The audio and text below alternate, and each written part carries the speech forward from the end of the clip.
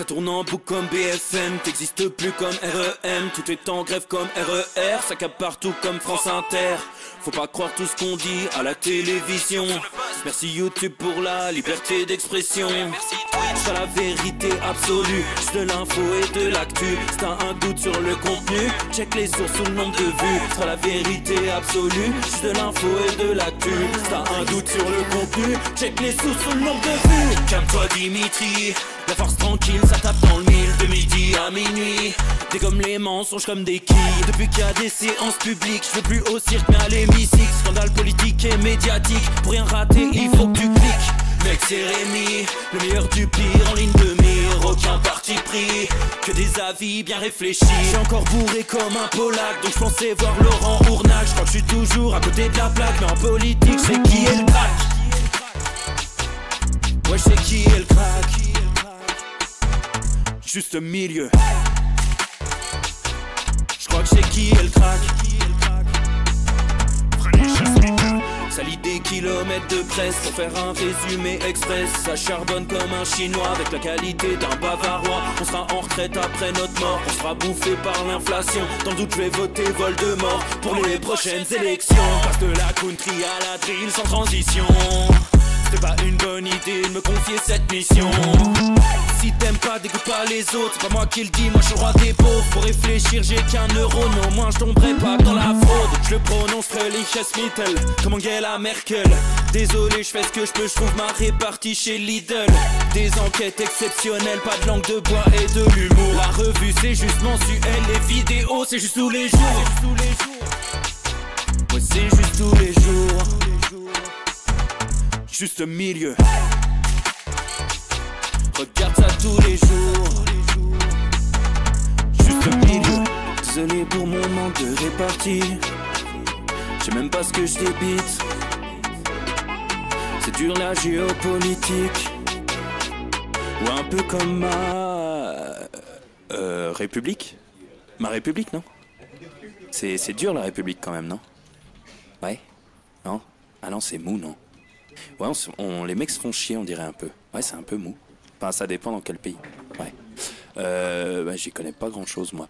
Et c'est quoi une démocratie déjà?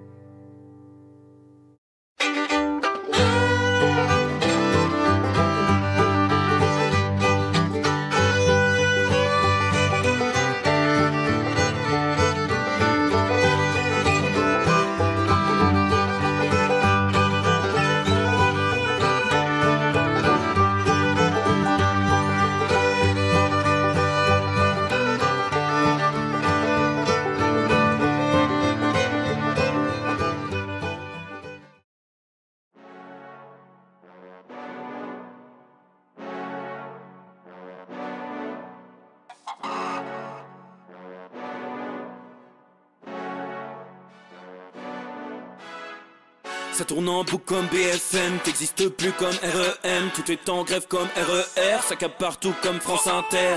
Faut pas croire tout ce qu'on dit à la télévision. Merci YouTube pour la liberté d'expression. C'est la vérité absolue, c'est de l'info et de l'actu. Si t'as un doute sur le contenu, check les sources ou le nombre de vues. C'est la vérité absolue, c'est de l'info et de l'actu. Si t'as un doute sur le contenu, check les sources ou le nombre de vues. Calme-toi Dimitri, la force tranquille, ça tape dans le mille. De midi à minuit, dégomme les mensonges comme des quilles. Depuis qu'il y a des séances publiques, je veux plus au cirque mais à l'hémicycle. Scandale politique et médiatique, pour rien rater il faut que tu cliques. Mec c'est Rémi, le meilleur du pire en ligne de mire. que des avis bien réfléchis. J'suis encore bourré comme un Polac, donc j'pensais voir Laurent Ournac. J'crois que j'suis toujours à côté de la plaque, mais en politique c'est qui est le crack. Ouais j'sais qui est le crack. Juste milieu. J'crois que c'est qui est le crack. Ça lit des kilomètres de presse pour faire un résumé express. Ça charbonne comme un chinois avec la qualité d'un bavarois. On sera en retraite après notre mort, on sera bouffé par l'inflation. Dans le doute je vais voter Voldemort pour les prochaines élections. Passe de la country à la drill sans transition. C'est pas une bonne idée de me confier cette mission. Si t'aimes pas, dégoûte pas les autres. C'est pas moi qui le dis, moi je suis le roi des pauvres. Pour réfléchir, j'ai qu'un euro, mais au moins je tomberai pas dans la fraude. Je le prononce Mittel, comme Angela Merkel. Désolé, je fais ce que je peux, je trouve ma répartie chez Lidl.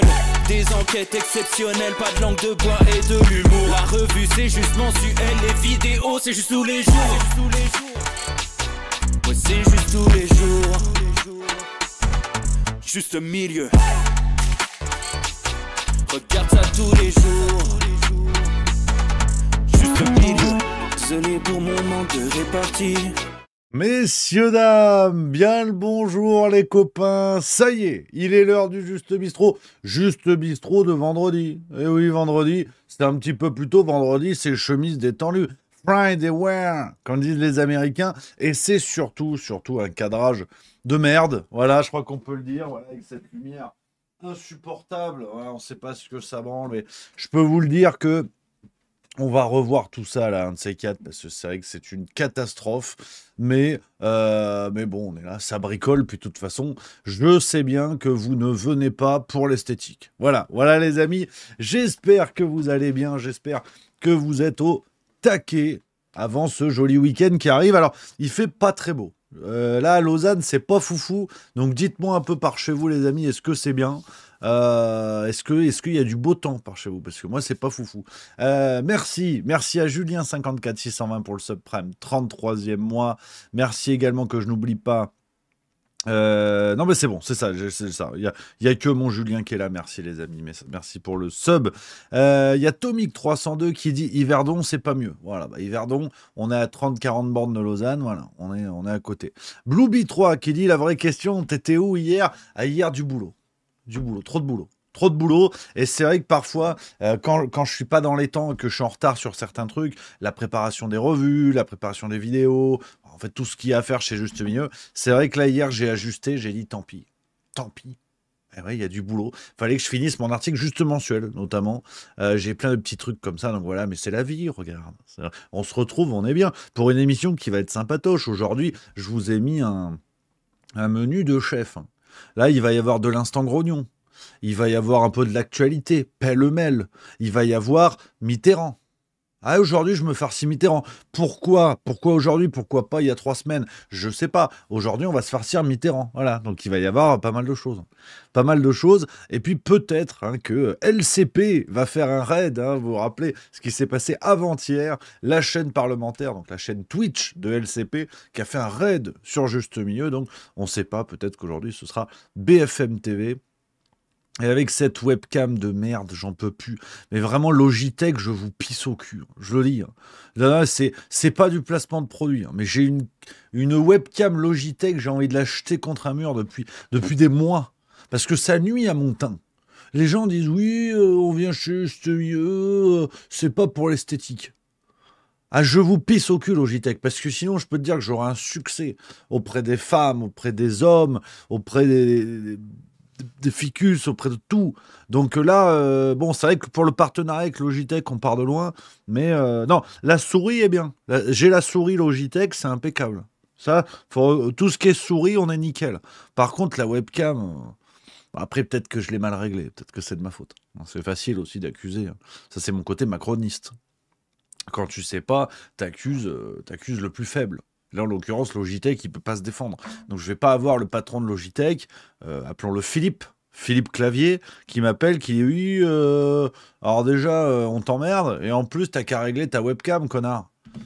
C'est possible aussi. Non, mais voilà, après, il a pas mon numéro, Philippe, donc il pourra pas m'avoir, mais voilà, c'est facile de s'attaquer à eux dans le dos. dans le dos, comme disait Rocco Siffredi, évidemment. Donc voilà un petit peu les amis, j'ai du gaz. Je peux vous le dire par contre, j'ai du gaz. C'est ça qui est bien, c'est ça qui est chouette. J'ai du gaz parce qu'en plus je suis content. Alors vous en avez rien à foutre, mais je me suis fait un petit cadeau. Allez, c'est ça, je suis en Suisse, je planque mon pognon, j'ai des lingots d'or plein fion, c'est qu'à un moment donné, il faut dépenser l'argent. Hein. Donc c'est pas, je suis pas parti en Suisse pour vivre comme un électeur d'extrême gauche. Ah, c'est pour planquer. Quand je suis arrivé en Suisse, j'étais étudiant, donc j'avais mon prêt étudiant à 30 000 baloches sur le dos. J'ai ouvert le compte UBS, j'avais quoi? J'avais 500 balles. Donc, d'ailleurs, ça, c'est une anecdote rigolote. Je vous raconte ça, c'est vendredi, on est détendu, vous inquiétez pas, on a un gros programme. On risque de déborder, aujourd'hui on est peut-être parti pour 2 heures d'émission, je vous l'annonce, mais comme hier j'étais pas là, c'est normal. On rattrape le temps avec les copains et j'ai plein de trucs à vous dire. Donc ça tombe bien, on commence pour la déconnade. Quand je suis arrivé à Lausanne, allez je vous raconte la blague, c'est cadeau. J'arrive à Lausanne, donc stage de fin d'études. Je roulais pas sur le pognon, on va pas se mentir, mais on était bien, il y avait de quoi manger, il y avait de quoi chauffer, il y avait pas de quoi se plaindre.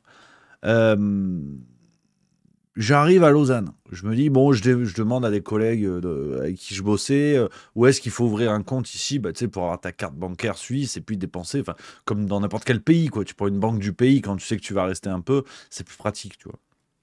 Et ils me disent, bon, UBS. Je dis, bon, d'accord. Ça me donnera un côté ministre de gauche, voilà, hein, Jérôme, qu'on embrasse, Jérôme Cahuzac. Hein. Je me suis dit, bon, pourquoi pas, UBS. Bon.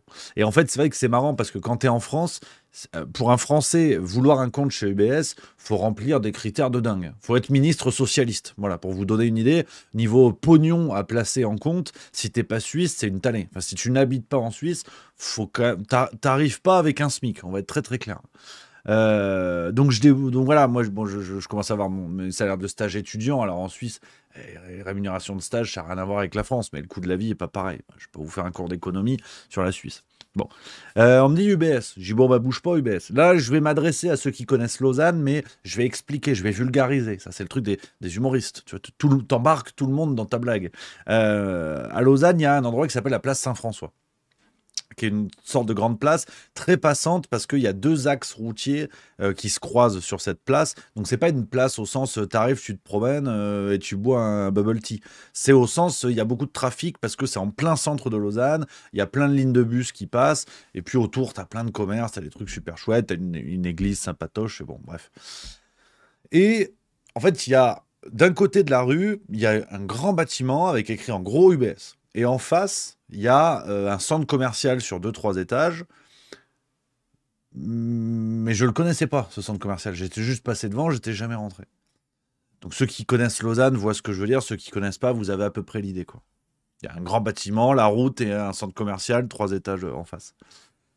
Je vais là où il y a écrit UBS. Parce que je suis pas malin, mais je sais me repérer. C'est-à-dire, quand je dois aller chez UBS, il y a écrit UBS. C'est parti, voilà, j'y vais. Tu vois, je sais pas, comme quand tu cherches le siège du Parti Socialiste, bon, ben, il y a écrit proctologue, tu rentres, tu sais que c'est bon, tu sais que tu es sur la route. Et donc j'arrive, je rentre dans le UBS, et là, un truc, j'étais chez Gringotts, pour ceux qui ont la rêve d'Harry Potter. Pour ceux qui ne l'ont pas, à un moment donné, sortez-vous les doigts, là, il faut faire quelque chose.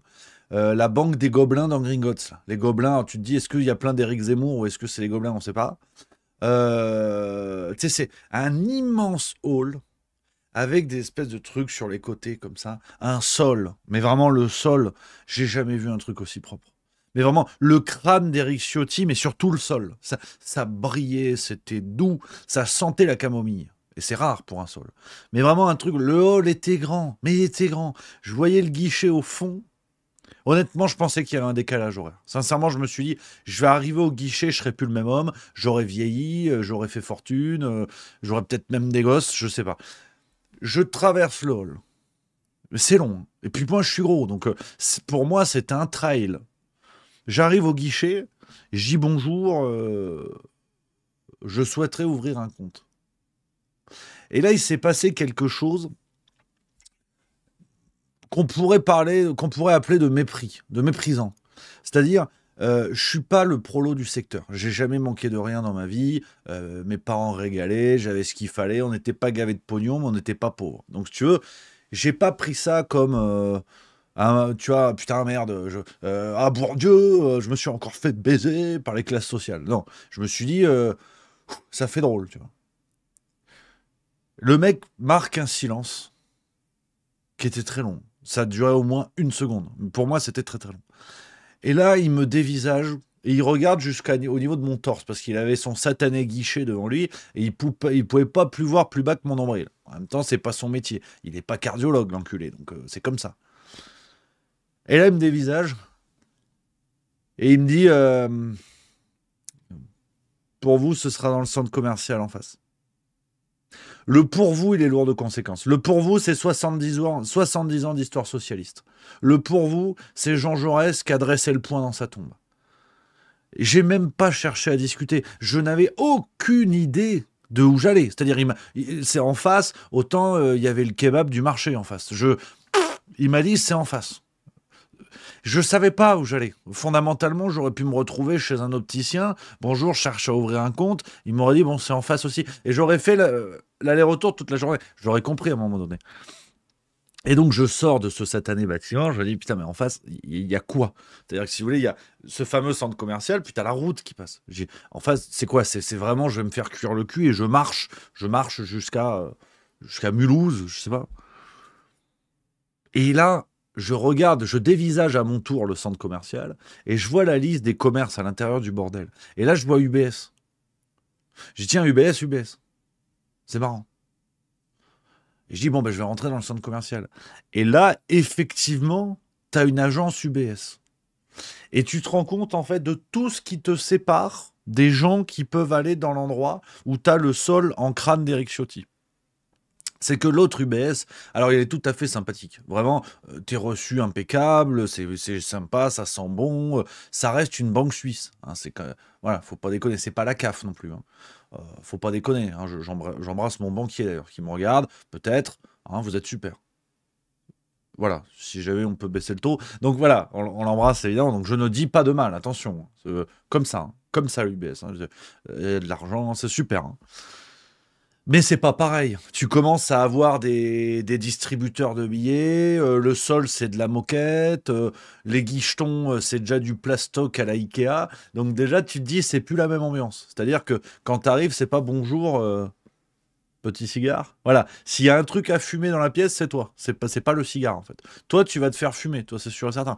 Mais le cigare non, t'en verras pas la couleur. Ou à la limite tu l'auras au bord des lèvres quand on va t'annoncer le prix du bordel. Mais c'est tout. Et là, j'ai pris un choc culturel. Là, j'ai pris un choc financier. Là, je me suis dit, effectivement, voilà. Voilà ce qui me sépare de la droite. Voilà. Pour être de droite, il faudra être dans le sol en Éric Ciotti. Donc, voilà. Je vous raconte ça. Alors, j'en conviens, on n'en a absolument rien à foutre. Et je n'ai plus aucune idée de comment j'en arrive à là. Je sais même plus. Je sais même plus pourquoi je vous raconte ça. Mais j'avais envie de vous le raconter. Ça part d'où? Est-ce qu'il y a des gens qui ont suivi? Est-ce qu'il y a des gens qui sont encore là devant cette émission, qui ont encore un soupçon d'intérêt pour ce que je raconte? Je n'ai plus aucune idée de pourquoi je me suis embarqué sur cette histoire. Ah oui, j'ai acheté un truc. Voilà, c'est ça. Je me suis fait un petit plaisir. Voilà, parce que il commence à y avoir du pognon. On commence à bricoler. Regarde ça. Regarde. Ralph Lauren. Ça, c'est Ralph Lauren. Ça. Ralph Lauren. Donc là, j'ai une merde à 50 balles. Donc je suis vraiment un pigeon. Je vous le dis. La dernière fois, je vais faire du shopping avec Madame Mieux. Elle m'a amené dans des trucs insupportables. C'était quoi? Mais en plus, je crois que c'était ces conneries de Galerie Lafayette, je sais pas quoi là. Je supporte pas ce genre de magasin. Elle m'a dit ouais, vas-y, t'es tout le temps en chemise bleue, on va au Galerie Lafayette, je sais pas quoi. J'ai dit oh, H&M, ils sont bien H&M. Elle m'a dit non, écoute, jette un œil. J'en pouvais plus, putain, que des cagoles partout avec des vêtements. C'est le PIB du Togo sur chaque présentoir. T'as des trucs à la con, des chemises à 250 balles. Tu regardes l'étiquette, tu dis mais au moins c'est fait à l'autre bout de la rue. Je veux dire, c'est du tissu, c'est de la soie du Pakistan, de la plume de coyote. C'est des trucs. Non, non. Non, non, ça, cette merde, c'est fabriqué je sais pas où. C'est la même merde qu'H&M, sauf qu'ils t'ont brodé Ralph Lauren. Alors, Ralph Lauren, je pisse au cul aussi, qu'on soit bien d'accord. Et ça, c'est à cause de Madame Milleux. Parce que si à un moment donné, je veux pratiquer ce qu'on appelle le coït, ben, j'ai fermé ma gueule. Je dis, ah, il est super le t-shirt, chérie. Ah ouais, ah, j'hésite à en prendre deux. Ah ouais. Elle m'a dit, ouais, non, mais tu devrais l'essayer et tout, machin. Si je voulais enfiler autre chose que le t-shirt, je l'ai acheté automatiquement. Donc voilà pourquoi je me retrouve avec des trucs à la con. Mais bon, l'histoire, c'est que quand j'étais étudiante, tu te doutes bien que Galerie Lafayette, de toute façon, j'avais même pas le budget pour rentrer. Bon, bah là, je commence à avoir un salaire, avoir des envies sexuelles. Donc bon, bah vas-y, j'ai dit, allez, envoie le tricot. Alors je le mets. Mais au fond, je supporte pas ça. Les trucs de marque, j'en ai absolument rien à foutre. Mais bon, c'est pas grave, c'est pas le sujet. Et donc voilà, bon, bah voilà, j'ai 31 ans, tu commences à avoir un peu des sous. Et là, j'ai acheté un home trainer pour le vélo. Pour le vélo de route. Parce que j'adore le vélo de route. J'adore ça. J'adore faire du vélo de route. Après, on parle d'actu, hein, vous inquiétez pas, hein. J'adore faire le vélo de route, mais c'est vrai que quand je rentre du boulot, je rentre à la maison, il est 19h, 19h30. Alors en été, ça va parce qu'il fait encore beau, tu peux sortir. Parfois, je veux faire du vélo le matin avant d'aller au travail, donc je pars à 7h, tu vois. Mais le home trainer, c'est bien. Le home trainer, c'est bien. Tu rentres à la maison, t'as ta machine, elle est prête, t'es en avant Simone, et tu regardes des séries. Je me fais une culture. Là, avant, j'avais home trainer pour ceux qui connaissent un peu, où tu poses ton vélo dessus. Là, j'ai pris un truc tout équipé. Il n'y a même plus besoin de mettre le vélo. C'est une sorte de vélo d'appartement connecté, tout ce qu'il faut aux routes, avec pédale automatique et tout. Ouais. Ouais, écoute. Et je suis content, il est arrivé ce matin. Donc là, je vais rentrer, je vais monter dessus. Voilà. Le vélo, j'entends évidemment. Donc, ouais, je suis content. Je suis content. Mais une fois de plus, quoi. Une fois de plus, je pense que vous en avez rien à foutre. Ça, c'est normal. Ça, c'est normal. Mais je suis content. Je vous partage ça. C'est vendredi. Ouais, puis en plus, j'en vois qui connaissent. Il y a Milieu. Non. Twitch Chat. Il dit tu te connectes sur Zwift. Non, je suis pas sur Zwift. Je suis sur Bicool, moi. En fait, je fais ça depuis. Je suis sur cette plateforme depuis 5 ans. J'ai tous mes scores et compagnie. Donc, je fais Bicool. Du coup, je fais Bicool. Mais c'est vrai que Zwift, c'est pas mal, mais j'aime bien le côté. J'aime pas le côté jeu vidéo, ça me saoule. Donc, ouais, je suis content. Franchement, je suis content. C'est pas toujours que je m'achète des trucs. Je suis content. Là. Allez, je vais décoiner terrible. Là, les prochains spectacles, vous allez voir Richard Virang fait des blagues, hein. Ça va être extraordinaire. Bon, bref, on s'en fout. Je sais qu'on s'en fout, mais je voulais vous partager ça. On est une famille, on est entre nous. Voilà, on rigole. Donc, l'actualité. L'actualité. Là, on va pas rigoler. On va pas rigoler. Alors, il y a des gens qui, voilà, Assassin Crétin, il dit viens au boulot au vélo si tu aimes le vélo. Alors toi, tu connais pas Lausanne. Ça se voit. Je t'ai grillé immédiatement. Tu connais pas Lausanne. Parce que moi, en plus, j'habite pas exactement à Lausanne. J'habite un peu plus haut. Donc, c'est-à-dire que entre mon travail, enfin juste mieux, et chez moi, j'ai déjà regardé 280 mètres de dénivelé sur 7 kilomètres. Donc très franchement, alors le matin, c'est sympa, mais le soir, non. Le soir, non. Non, pas chaud de me taper ce genre de délire tous les jours. Puis pour l'instant, voilà, pour l'instant, j'ai un peu la flemme, je vais pas te mentir. Je préfère faire mon vélo, faire des trucs spécifiques, machin et tout. Enfin bref, on s'en fout, c'est pas... voilà. Je réponds, mais... tu vois, j'ai une gourde de Groupama FDJ, donc c'est la preuve que je pratique le vélo. C'est sûr et certain. Donc, les amis, là, on va y aller. Sur l'actualité, on a pas mal de petites choses. Pas mal de petites séquences. Et je vous l'ai dit, 2 thèmes. Il y aura un instant grognon qui va arriver. Et on va parler Mitterrand. On va se farcir Mitterrand aujourd'hui. Les amis, on a pas mal de petites choses. Dans les petites séquences que je vous avais mises de côté, voilà, pour blaguer, pour papoter. J'ai pas grand chose. Voilà, non, parce qu'en fait, j'ai 2 gros sujets. Alors, ça me fait plaisir dans le chat, on papote encore un petit peu. Après, je vais sur l'instant grognon que je voulais vous partager.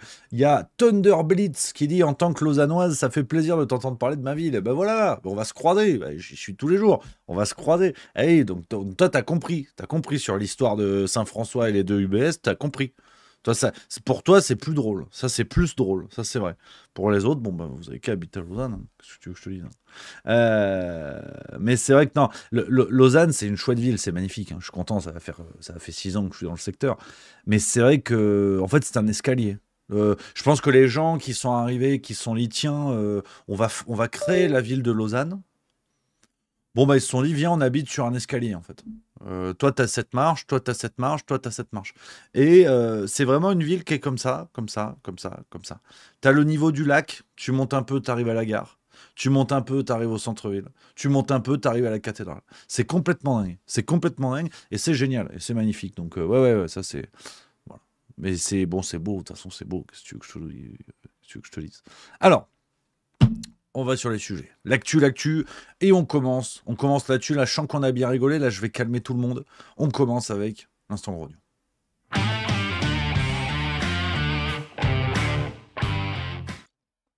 L'instant grognon que je voulais vous partager, les amis. Alors, c'est plus une réflexion. Vous savez, j'aime bien quand même poser le contexte. Quand j'ai fait un travail d'enquête, quand j'ai fait un travail d'analyse, je vous le dis. Là, c'est plus une réflexion, mais subjective au possible, que je voulais vous partager d'un truc qui m'énerve. D'un truc qui m'énerve que je vois en ce moment.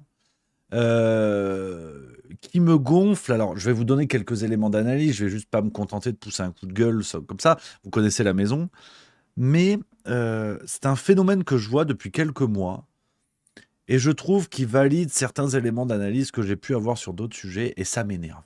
Donc, c'est un instant grognon du fond du cœur, qui n'a pas la prétention d'être la vérité, qui n'a pas la prétention de dévoiler quelque chose, mais c'est un truc qui me saoule concernant le hold-up de la santé mentale. Alors je m'explique. Par santé mentale, on entend tous les problèmes liés à la psychologie des individus. Ça peut aller de la dépression au burn-out, comme on dit aujourd'hui, ou bore-out. Alors, il y a plein de termes, un peu plus c'est des termes anglais, donc c'est formidable, j'adore. Ça peut être tous les troubles psychologiques que l'on connaît. En fait, tous les soucis que des individus dans nos sociétés contemporaines peuvent rencontrer sur le plan psychologique. Et cette question-là, elle est primordiale. Évidemment, qu'on soit tout à fait d'accord, c'est une question primordiale. Aujourd'hui, on a des millions de gens qui sont concernés, avec un spectre qui est très large. Comme je dis, dans la santé mentale, il y a beaucoup de choses qui entrent dedans, hein. Ça peut passer par les troubles du spectre autistique, ça peut passer par les TOC, par tout ce que vous voulez. C'est très large. Santé mentale, c'est vraiment tout ce qu'on peut imaginer sur ces questions-là. Ce qui m'énerve, déjà la première chose, mais bon ça on m'a pas attendu pour le dire, c'est que à la fois c'est une bonne chose que cette question prenne de plus en plus de place dans les débats, mais en France, l'accompagnement sur la question de la santé mentale est nul, ou en tout cas très mauvais. La situation est critique et les spécialistes liés à ces questions-là sont très demandés, ne peuvent pas accompagner tout le monde. Donc une fois de plus, on a un discours politique qui est de dire on prend la chose au sérieux, mais les moyens ne sont pas du tout au rendez-vous. Donc cette séquence est aussi l'occasion d'envoyer un gros bisou, un gros coup de chapeau à tous les gens de ce secteur, dans le monde médical, dans le monde de l'accompagnement, qui font ce qu'ils peuvent, parce que comme beaucoup de soignants sont des gens qui aiment leur métier, qui aiment leur démarche, qui sont là pour aider les gens, mais qui sont dans la galère, qui ont des moyens terribles. Donc c'est aussi l'occasion de leur tirer un coup de chapeau. En plus, on a parlé de cette question de la santé mentale et des problèmes psychologiques notamment avec le Covid. On sait désormais que c'était une explosion. Le Covid, pardon, la période du Covid a entraîné une explosion de ce genre de problèmes, notamment chez les plus jeunes, et qu'on voit une explosion du recours aux psychotropes, du recours aux tentatives de suicide, tout ce que vous voulez. Donc, c'est un problème urgent, véritablement urgent. L'incendie a commencé, quoi. Et il y a un truc qui m'énerve en ce moment. Alors, la mauvaise foi des politiciens de tous bords qui vous disent c'est un sujet super important, on prend la chose au sérieux, mais qui ne mettent pas les moyens, ça malheureusement, c'est le lot de beaucoup de sujets. Et c'est aussi le lot pour le sujet de la santé mentale. Mais ce qui m'énerve en ce moment, vraiment, c'est le hold-up, comment dire, le hold-up bourgeois de cette question de la santé mentale.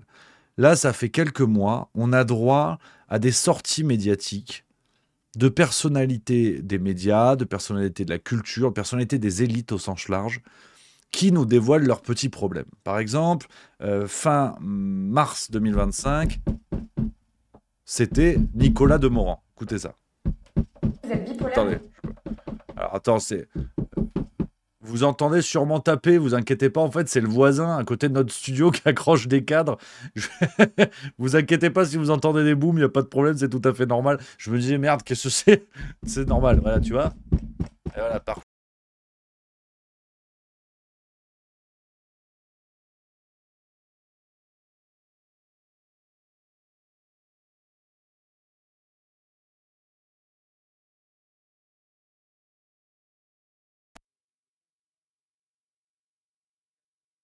vendredi soir, est-ce que c'est pas le début du nazisme? Ah merde, attends, il n'y a plus de son en plus. Ah merde. Ah oui, forcément. Allez, j'arrive.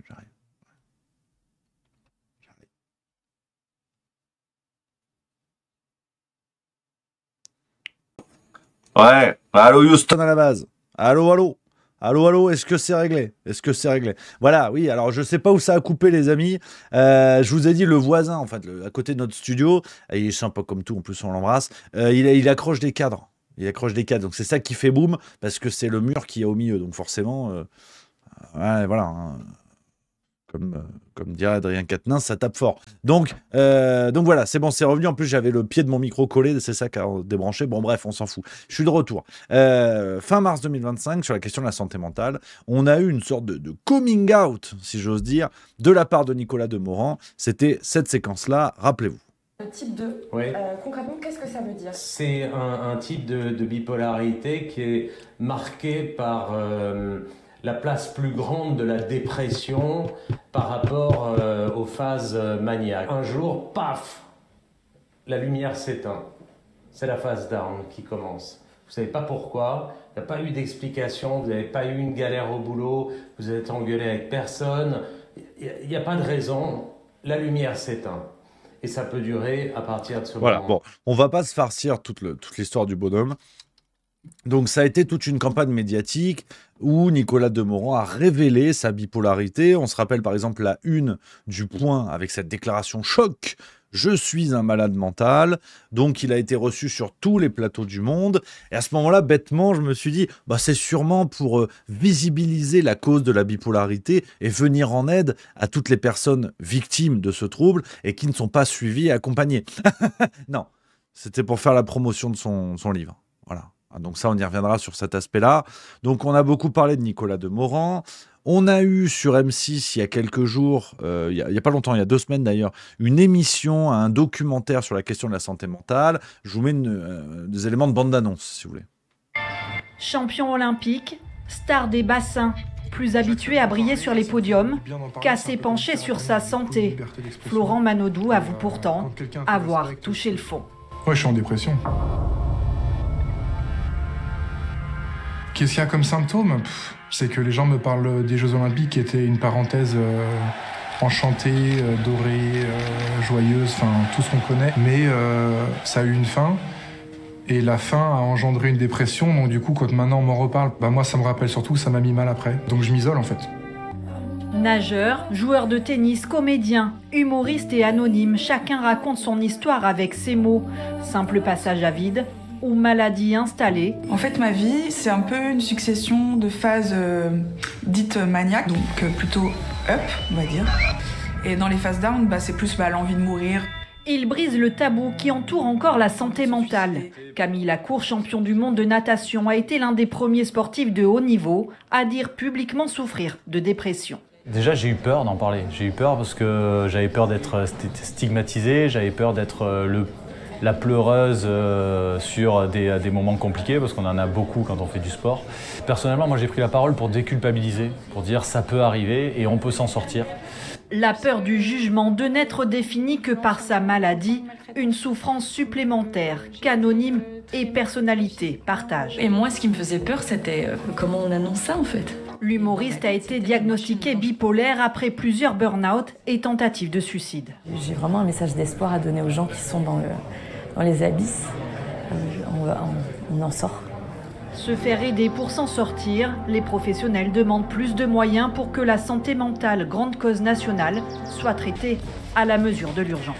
Voilà. Donc ça, c'était sur M6 il y a environ 2 semaines. Et pourquoi je vous parle de ça? Pour être quand même très précis là-dessus, d'une certaine manière, c'est une bonne chose, évidemment. Évidemment, c'est une bonne chose qu'il y ait une visibilisation de ces questions-là, une mise en avant. Il n'y a pas de problème, évidemment. Je veux dire, tout est bon, quelle que soit la personne, quel que soit le rang social, quel que soit ce qu'on veut. C'est pas là que je veux me positionner. Mais je vous avoue, et c'est peut-être de la démagogie, c'est peut-être du populisme, c'est peut-être une forme de détestation des élites, et qu'à la limite j'assume. Mais ce qui me gonfle, c'est qu'il y a, une fois de plus, une confiscation des causes. Et j'aimerais faire le parallèle avec la question des agressions sexuelles faites aux femmes, avec le mouvement MeToo. Parce que le mouvement MeToo, de prime abord, là encore, c'était très important de mettre cette thématique au milieu de la société et de dire maintenant il faut une prise de conscience. Mais le mouvement MeToo, plus de 10 ans après son apparition, il a aidé qui ? La prise de conscience, elle vient du monde dans lequel d'ailleurs ce mouvement a émergé, c'est le monde du cinéma, c'est le monde des bourgeois, c'est un monde qui a été complice, et on reviendra sur cette notion-là, un monde qui a été complice de Weinstein, parce que tout commence avec l'affaire Weinstein, un monde qui a été complice, qui s'est tu, qui n'a rien dit, et qui tente de cacher sa complicité derrière la libération de la parole, en restant dans le beau rôle. C'est-à-dire, ils n'ont rien dit, ils ont permis à l'affaire Weinstein d'exister, parce que vous n'allez pas me faire croire que Weinstein, l'un des plus gros producteurs de tout le cinéma international, faisait ça comme ça dans le dos de tout le monde, si j'ose dire, et personne n'était au courant. Faut arrêter les conneries. Aujourd'hui, c'est acté, tout le monde le sait, qu'il y a eu du silence, que ça a été caché. Et malgré ça, le monde du cinéma a réussi à rester du bon côté du manche, a réussi à dire nous allons libérer la parole, jusqu'à en faire un film, alors que le procès n'était pas terminé. C'est le film She Said, sorti il y a 2-3 ans maintenant, où ils ont fictionnalisé l'affaire Weinstein et réussi à se faire du pognon sur leur propre complicité, leur propre cynisme, sur ce monde qui a rendu possible Weinstein et qui exploite le filon jusqu'au bout, en ayant en plus un agrément moral de dire on a contribué à la libération de la parole. Donc, je trouve qu'en cela, l'affaire MeToo est passionnante, parce que justement, elle démontre la capacité du système à créer des problèmes et rester tout le temps du bon côté du manche, avec un agrément moral auto-attribué, si j'ose dire. Et sur la question de la santé mentale, on est d'accord, ce sont des sujets complètement différents, on est d'accord, ce sont des sujets très importants dont il faut parler. Je prends des pincettes, je ne vais pas vous le répéter toutes les 3 minutes, vous avez compris ma démarche. Mais je trouve que dans l'articulation, sur la question de la santé mentale, c'est pareil. C'est la même chose. C'est-à-dire qu'il y a une forme de confiscation des élites de cette thématique. Comme pour MeToo, où on disait il faut venir en aide aux femmes, mais les femmes qui étaient visées pour être aidées, c'était les femmes de ce monde du cinéma, plus largement de la culture. C'était des femmes des élites. Au moment de MeToo, je parle sur les plateaux TV, dans les journaux, parce qu'il y a énormément d'associations de gens qui se réunissent pour encourager la libération de la parole, pour lutter pour le féminisme, des associations de terrain avec des vrais gens, si j'ose dire. Ces associations-là, on n'en parle pas. Pour autant, elles font un travail extraordinaire et il faut leur dire merci, évidemment. Donc je parle vraiment de l'aspect élitiste du traitement de ces affaires-là. MeToo, le but, c'était de nettoyer la plaie Weinstein et d'aider les gens des élites, les gens du monde du cinéma, puis de la culture, puis tout ce que vous voulez. Les affaires d'agression sexuelle dont on parle, ce sont souvent des affaires entre bourgeois. Ce sont des affaires entre membres des élites. Et puis après, quand le peuple commence à dire « Oui, mais en fait, nous aussi, il y a une explosion des violences sexuelles et compagnie », Dupond-Moretti vous dit que c'est un sentiment d'insécurité. On vous dit « Oui, mais attendez, vous savez, les chiffres, on leur fait dire ce qu'on veut, c'est pas si évident. » Et sur la santé mentale, j'ai l'impression que c'est la même chose. Quand le peuple a alerté au moment du Covid en disant « Attention !» Notamment les jeunes, vous êtes en train de leur voler leur jeunesse. Il va y avoir des conséquences terribles. Là, et d'ailleurs, avant même le Covid, beaucoup de gens disaient « La France est l'un des pays qui consomme le plus d'antidépresseurs. » Qu'est-ce que ça veut dire de notre société ? Ça, c'était du complotisme. Au moment du Covid, quand on disait « Attention, vous êtes en train d'interdire aux gens d'aller dans la forêt, d'aller sur la plage, d'avoir un lien social, de pouvoir voir leurs proches, de pouvoir accompagner leurs proches dans leur mort. » On rappelle nos anciens dans les EHPAD qui sont décédés, les proches ne pouvaient pas y aller. Quand on a alerté en disant attention, il va y avoir des conséquences psychologiques, c'était du complotisme. Et là maintenant on déboule, Nicolas Demorand, Camille Lacour, Florent Manodou et compagnie. Ah ben là par contre il faut que ce soit au premier plan. Et ça on a le droit d'en parler. C'est-à-dire qu'au moment du Covid, des gens qui n'ont pas fait le deuil de leurs proches et qui encore aujourd'hui ont justement des problèmes de santé mentale, ces gens-là on a dit bon vous êtes sympa mais voilà. Par contre Camille Lacour c'est super important. Et Camille Lacour, on va le mettre en avant, Camille Lacour et d'autres, hein, Éric Antoine, ceux du reportage, là, tout ça. Par contre, ça, on va en parler. Ça, on va en parler pour comment dire, être dans l'illusion de l'action. Et ce que je veux dire par là, là encore, qu'il n'y ait pas de malentendu, je ne suis pas en train de vous dire que la situation, que la santé mentale de Camille Lacour, Florent Manodou et Éric Antoine, j'en ai rien à foutre. C'est pas du tout ça. Ce sont des citoyens comme les autres qui ont un métier qui fait qu'ils sont sous la lumière, ils ont des performances sportives, ils ont ce que vous voulez, il n'y a pas de problème. Mais je dis juste qu'il y a un tri qui est fait entre les situations de santé mentale des individus. Et que pour moi, et comme je dis, c'est qu'un avis tout à fait personnel, il y a une forme de confiscation de la cause de la santé mentale. Une fois de plus, les élites vont s'approprier la cause, on va chialer sur leur sort, on va chialer sur Nicolas Demorand. Par contre, bon, le bas peuple qui dénonce ça depuis des années, bon, bah, ils vont aller se faire cuire le cul, en fait. Et ça m'énerve. Et ça m'énerve. Parce que c'est la preuve que ce système réussit à privilégier toujours les siens, et en plus à s'auto-attribuer le rôle de caution morale en disant « vous avez vu, on en parle, vous avez vu, c'est important, vous avez vu, on libère la parole ». Mais on ne les a pas attendus. Le peuple ne les a pas attendus, ces gens-là, pour dénoncer ce qui se passe. Donc ça m'énerve. C'est vraiment le terme d'aliénation. Pour faire du marxisme, une fois de plus, l'aliénation, c'est ça. C'est-à-dire que vous allez ôter quelque chose à quelqu'un. Vous allez lui aliéner sa liberté, sa liberté d'opinion, d'expression. Vous allez lui aliéner son droit de ne pas être bien. Même la bipolarité aujourd'hui, quand on va en parler dans les médias, ce sera sous l'angle de « ah oui, comme Nicolas Demorand qui a fait ça ». Ce ne sera pas sous l'angle de « ah oui, comme 300 000 Français qui subissent la bipolarité ». Je dis 300 000, j'ai aucune idée du chiffre précis, hein, qu'on soit bien d'accord. Mais vous voyez ce que je veux dire. On va toujours se rappeler du cas d'un type, qui est un cas indispensable, mais qui ne permet pas de prendre véritablement conscience de l'ampleur de la catastrophe, comme le mouvement MeToo.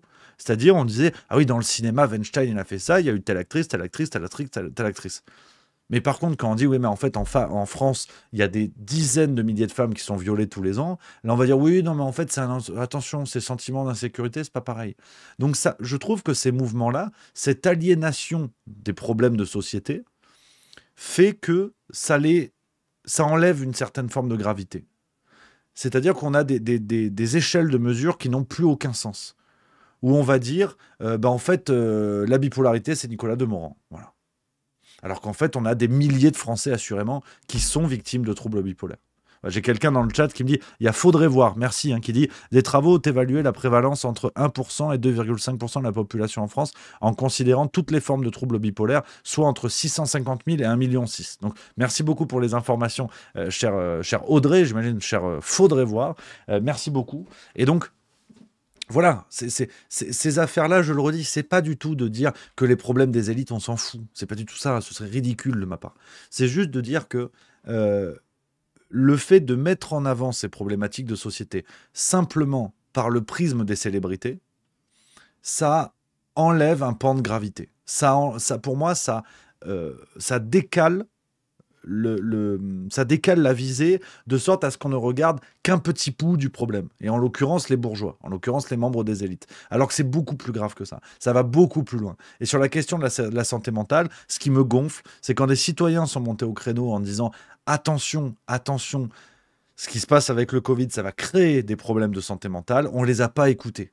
Et ces gens-là, on s'est moqué d'eux, on les a humiliés. On a dit, vous êtes des complotistes, on a dit, vous, c'est pas sérieux, c'est machin, c'est bidule. Et ça m'emmerde. Ça m'emmerde profondément. Donc, je voulais vous partager cette petite réflexion, cette pensée-là. Dites-moi ce que vous en pensez, les amis, si vous n'êtes pas d'accord, évidemment, qu'on en débatte. Si vous êtes d'accord, tant mieux. Dites-moi un petit peu, les amis, sur ça. Quel est votre point de vue? Parce que c'est vrai que ce sujet me rend grognon. Voilà, je ne vais pas vous mentir, ça me rend grognon.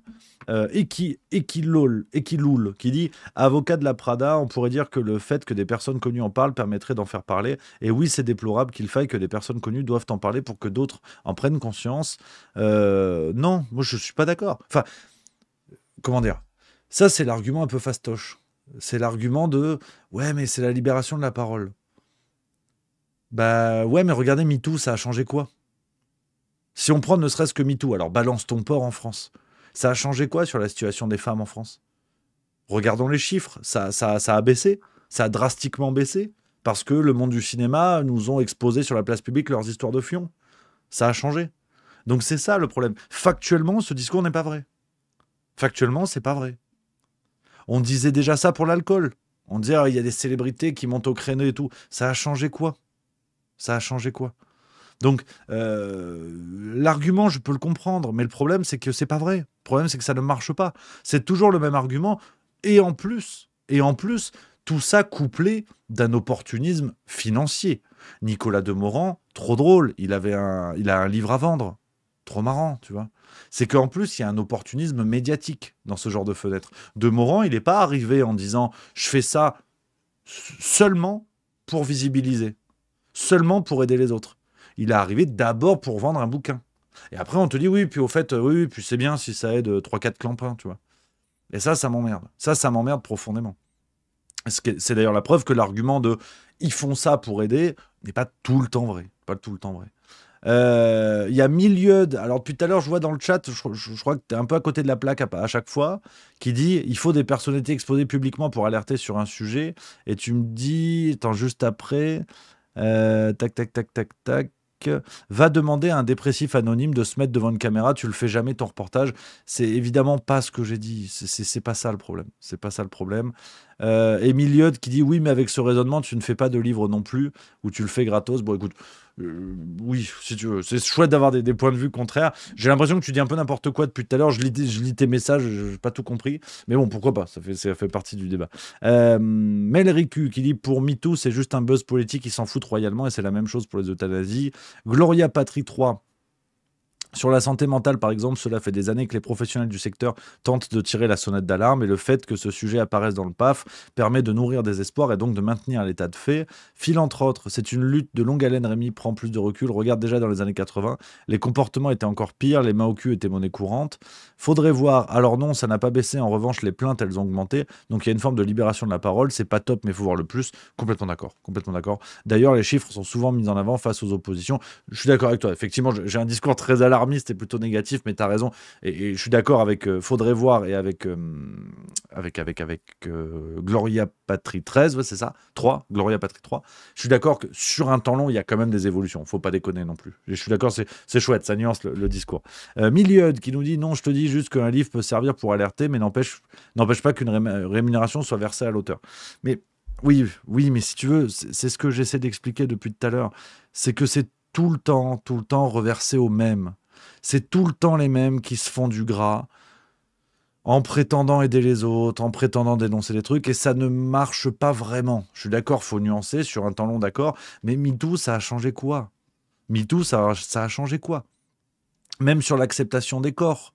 On nous a dit, MeToo, ça va être la fin des acteurs giga beaux gosses et des femmes taillées sur mesure, parfaites physiquement. Ça y est, on va casser les codes. MeToo, c'est le retour de la vraie vie. Vous avez vu Hollywood? Vous avez vu des changements? Ils sont où elle est où la cellulite? Ils sont où les bidons, aussi bien chez les femmes que chez les hommes? Et c'est où à Hollywood?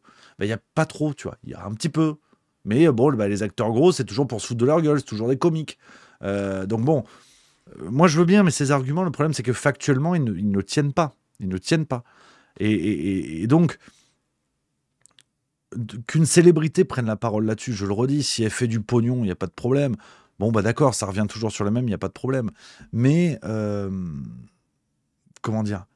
Je trouve que ce système qui a la capacité de créer des problèmes et de rester du bon côté du manche lorsqu'il s'agit de visibiliser la cause pour prétendre aider les gens, tu vois, c'est comme Palmade.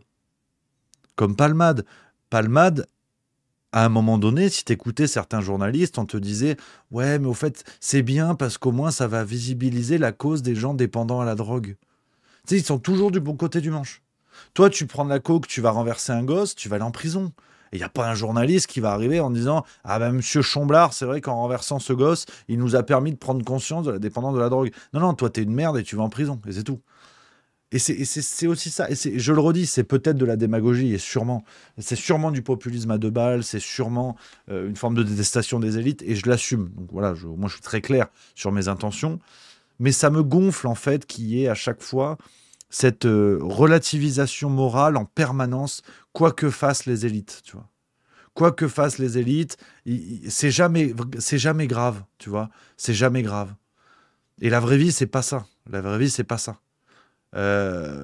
Et en plus, on en vient aujourd'hui à s'émouvoir sur le cas de certains membres des élites qui en sont arrivés là par le fonctionnement des élites. On peut prendre le cas de quelqu'un comme Jean-Luc Delarue. Alors on va nous dire, ouais, mais justement, ça visibilise le cas des gens dépendants à la drogue. Pourquoi ils prenaient de la drogue comme ça ? Parce que c'était le système dans lequel il évoluait qui lui a demandé, enfin entre guillemets si j'ose dire, le rythme de travail, tout ce que vous voulez. Donc c'est aussi ça, c'est pas le cas de tout le monde, soyons clairs. Florent Malodou, il fait la natation, il a une grosse pression médiatique, sportive et tout. Ouais, il a une dépression, je peux tout à fait le comprendre. Pour moi c'est différent, hein. C'est au cas par cas aussi, il faut pas être dans la globalisation non plus. Mais ce que je veux dire par là, c'est Palmade qui prend de la coke, qui se défonce et tout, il y a une forme de complicité du système. Il n'a pas fait ses soirées tout seul. Tous les gens que Palmade fréquente depuis les années 80, combien le savaient ? Et combien n'ont rien dit ? Donc, que ces gens-là déboulent dans les médias pour dire « Ah ouais, non mais au moins ça visibilise la cause de je sais pas quoi. » Non, non, ça visibilise que vous êtes un système d'ordures qui se protège, qui se cache. Et à partir du moment où ça vous déborde, où ça vous échappe, vous arrivez encore à recycler le truc en disant « Non, non, mais... » ouais, alors on savait, mais on savait pas, mais non, non, mais c'est bien, parce que Pierre, la rédemption... non, non, mais allez vous faire cuire le cul à un moment donné. Et c'est aussi ça qui me saoule. C'est aussi ça qui me saoule, c'est que les élites rendent possible ce genre d'excès, ce genre de comportement, et quand le peuple veut essayer de régler les curseurs moraux, de dire bon, vous êtes sympa, vous nous dominez, vous votez les lois, vous dites ce qu'il faut penser, vous faites les œuvres qu'il faut voir, il n'y a pas de problème. Ben là, on peut vous mettre un petit retour de bâton, de dire Palmade, c'est quand même un peu un salaud, machin, c'est quand même un peu un salaud. Weinstein, il était quand même entouré de gens qui étaient complices, qui n'ont rien dit.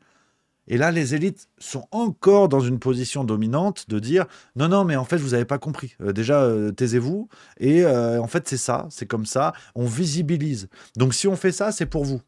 Si on viole des actrices, si on prend de la coke, si on viole des gosses, en fait, tout ça, c'est pour vous, au fond. Parce que c'est quand même pour visibiliser, pour alerter.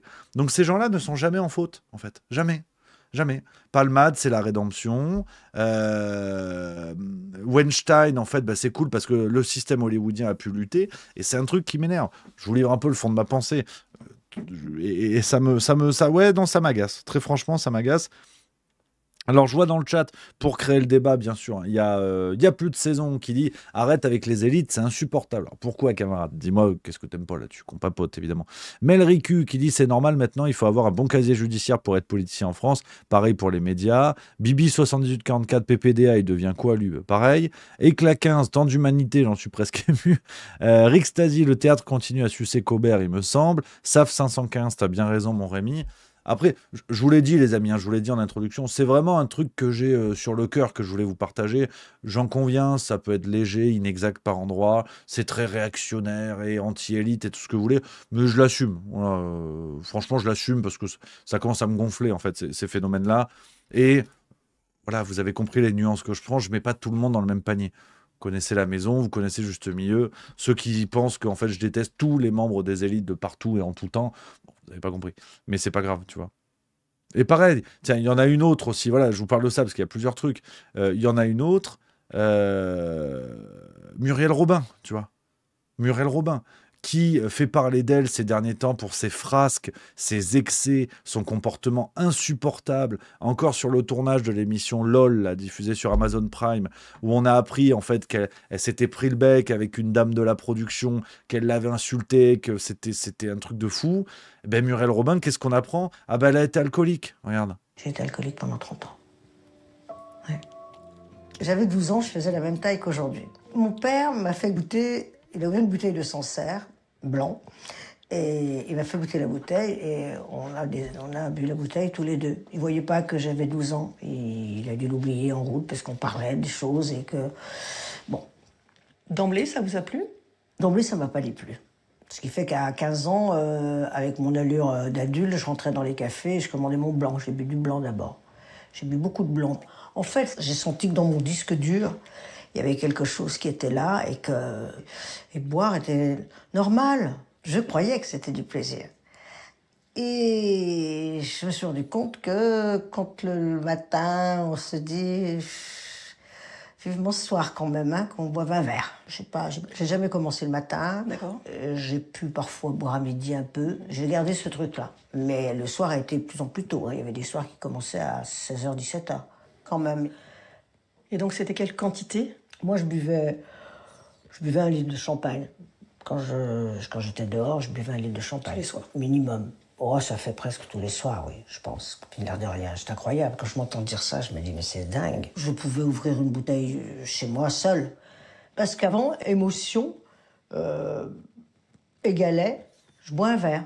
Je me sentais tellement différente que j'étais très seule. Donc, j'étais en souffrance.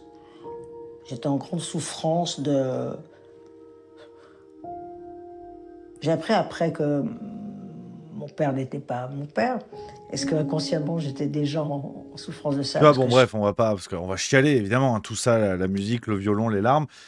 Franchement, pour vous livrer le fond de ma pensée, les amis, ce genre de truc, j'en ai plein le cul, en fait. J'en ai plein le cul parce que c'est une grille de lecture médiatique où tu comprends la supercherie. C'est-à-dire, le paysan qui prend sa gnôle tous les matins, bah, c'est un alcoolique, c'est un poivreau, c'est un ivrogne. On peut le caricaturer, on peut le moquer. Tu vois, c'est les Deschiens. J'aime beaucoup les Deschiens. Mais les personnages, c'est ça. C'est le beauf de Cabu. Au départ, c'est quelque chose de très méprisant. Le beauf, c'est le Ricard. Voilà. Et c'est méprisant. Et on pue la tease. Et on a un pif violet. Et on peut se moquer. On peut se moquer parce que le paysan qui boit sa gnôle, ben, c'est un ivrogne. C'est un alcoolique. Et c'est pas bien. C'est pas bien. Par contre, Muriel Robin qui s'emmanche 1 litre de champagne dans les cocktails, dans les vernissages, dans les événements mondains, l'alcoolisme mondain, comme on dit, ben ça, c'est la classe. Ça, faut pas en parler. Tu vois, normalement, t'as pas le droit de dire que dans nos élites, c'est un ramassis de toxicos, d'alcooliques, de dégénérés. Tu peux pas dire ça. Tu peux pas dire ça. Par contre, le SDF qui boit une canette de 8,6, ça, tu peux le dire. Tu peux te foutre de sa gueule. Il pue la pisse, il boit de la bière de merde. Ça, tu peux te moquer. Ça marche, tu vois. Et c'est un truc qui me gonfle, en fait. C'est un truc qui me gonfle parce que quand un prolo est alcoolique, c'est forcément une maladie. Quand un bourgeois est alcoolique, c'est un symbole de réussite. Et bien ça, c'est un truc qui me gonfle. Je vais être très honnête avec vous. C'est un truc qui me gonfle. Donc, ces gens-là, certains membres des élites, on va être quand même précis, je ne veux pas faire non plus une diatribe anti-élite, mais certains membres des élites qui sont des poivreaux, qui sont des drogués, qui sont des dégénérés, eh ben disons qu'ils sont des poivreaux, des drogués, des dégénérés. Point. Arrêtons de continuer à entretenir comme ça les clichés où d'un côté on peut se moquer du bas peuple et de l'autre côté faudrait supporter les chialeries de Muriel Robin qui a plus rien foutu depuis 10 ans et en fait là il y a peut-être une opportunité de se raccrocher, de revenir avec un spectacle de hey, en fait je me déboîtais la gueule tous les soirs, bon ben on va faire la séquence larmoyante sur France 5 tu vois, parce que ça fait chialer et en fait elle avait complètement oublié mais quand elle avait 12 ans son chat il est crevé, elle s'en est parmi tu vois. Donc une fois de plus, c'est pas du tout du mépris pour ce que vivent les gens. Je le redis, chaque citoyen a ses troubles et chaque citoyen doit être accompagné par l'État. Qu'on soit très clair là-dessus, il n'y a pas de problème. Mais je commence à en avoir plein le cul de ces discours de bourgeois où on va romantiser l'alcoolisme, on va romantiser la drogue, on va romantiser les excès. Quand c'est les prolos, on peut leur en mettre plein la gueule. Quand on va ouvrir des salles de shoot, alors on va dire ouais, mais de toute façon, c'est pour les migrants, les clodos, c'est pour la lie de la société. Par contre, quand tu as des saladiers de coke dans des événements mondains, là, il n'y a pas de problème, tu vois. Là, il n'y a pas de souci. Et c'est un truc qui me gonfle. C'est un truc qui est insupportable. Par exemple, pour prendre la démarche d'un type que je trouve beaucoup plus saine, beaucoup plus qualitative, alors que c'est un membre des élites, entre guillemets, des élites culturelles, c'est la démarche d'un Jérémy Ferrari. Déjà parce que j'adore ce mec, c'est un des tauliers pour moi, donc je suis pas objectif. Tout comme d'ailleurs j'adore Muriel Robin aussi sur scène. Donc tu vois, en plus, comme quoi l'exemple de Ferrari me plaît bien parce que les sketchs de la réunion de chantier, de Muriel Robin, de l'addition évidemment, enfin j'adore Muriel Robin. Donc en plus, l'humoriste Muriel Robin me régale. Dans les médias, je trouve que c'est vraiment la cagolerie mondaine de je me défonce, mais on va en faire un film. Jérémy Ferrari, c'est un type. Alors effectivement, dans les médias, bon bah oui, on lui pose la question, on le sait, oui, il a fait une tentative de suicide, oui, il avait des gros problèmes d'alcoolisme et compagnie, mais il a transformé ça en art. Mais il a transformé ça en art sur scène, dans son spectacle Anesthésie Générale. J'ai eu la chance d'aller le voir à Lausanne. Bon, en fait, le mec, il a transformé ça en art. C'est-à-dire que c'est pas juste une chialerie pour parler devant Laurence Ferrari. Il est en interview, on lui pose la question, bon bah il répond. Mais en fait, dans son spectacle, il a transformé ces épisodes de sa vie en art. Et donc voilà, c'est un mec qui est là, il a forcé personne à venir. Tu viens, bon bah voilà, il t'explique, il régale, il en fait un sketch en plus qui est doux amer, comme on dit, qui est super.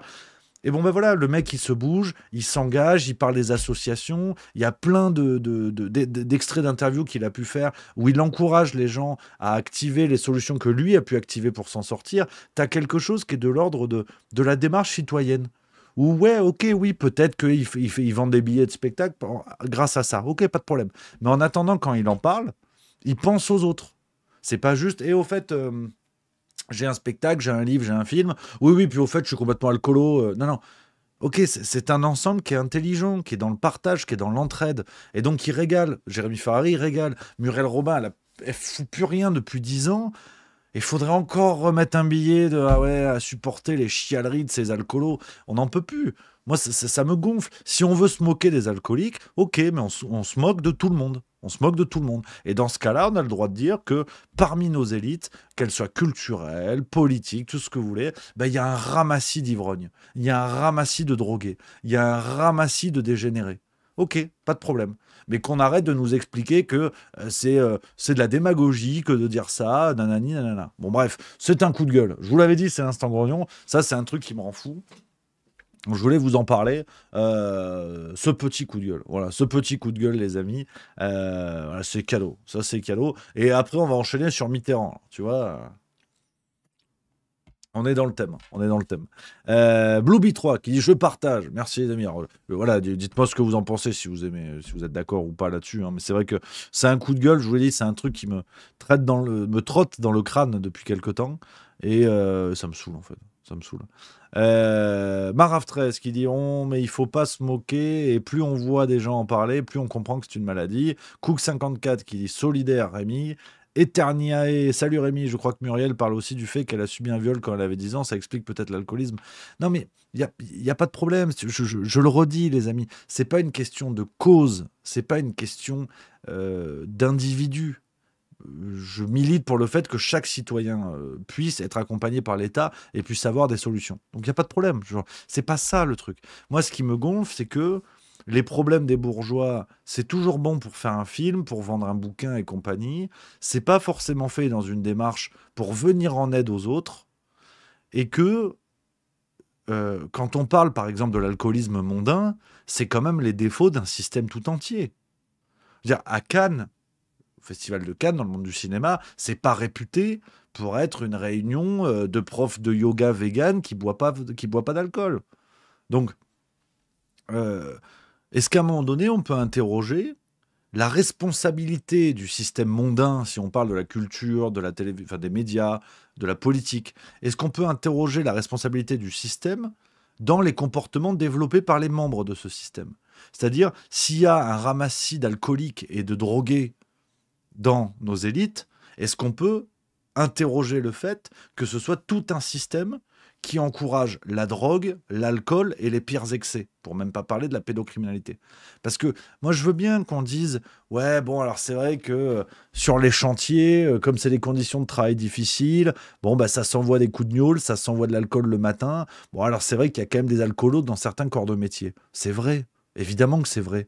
Et même si les conditions de métier ont tendance à s'améliorer au fil du temps, bon bah oui, tu regardes nos anciens qui bossaient dans les mines, ouais, bah en fait, pour aller s'envoyer à 10 mètres de profondeur dans des conditions pas possibles, où tu sais pas s'il y en a un qui pète, il y a tout qui va exploser, ouais, bah le matin, tu te mets un vin rouge. Ouais, c'est bon, en même temps, tu cherches un peu le courage où tu peux.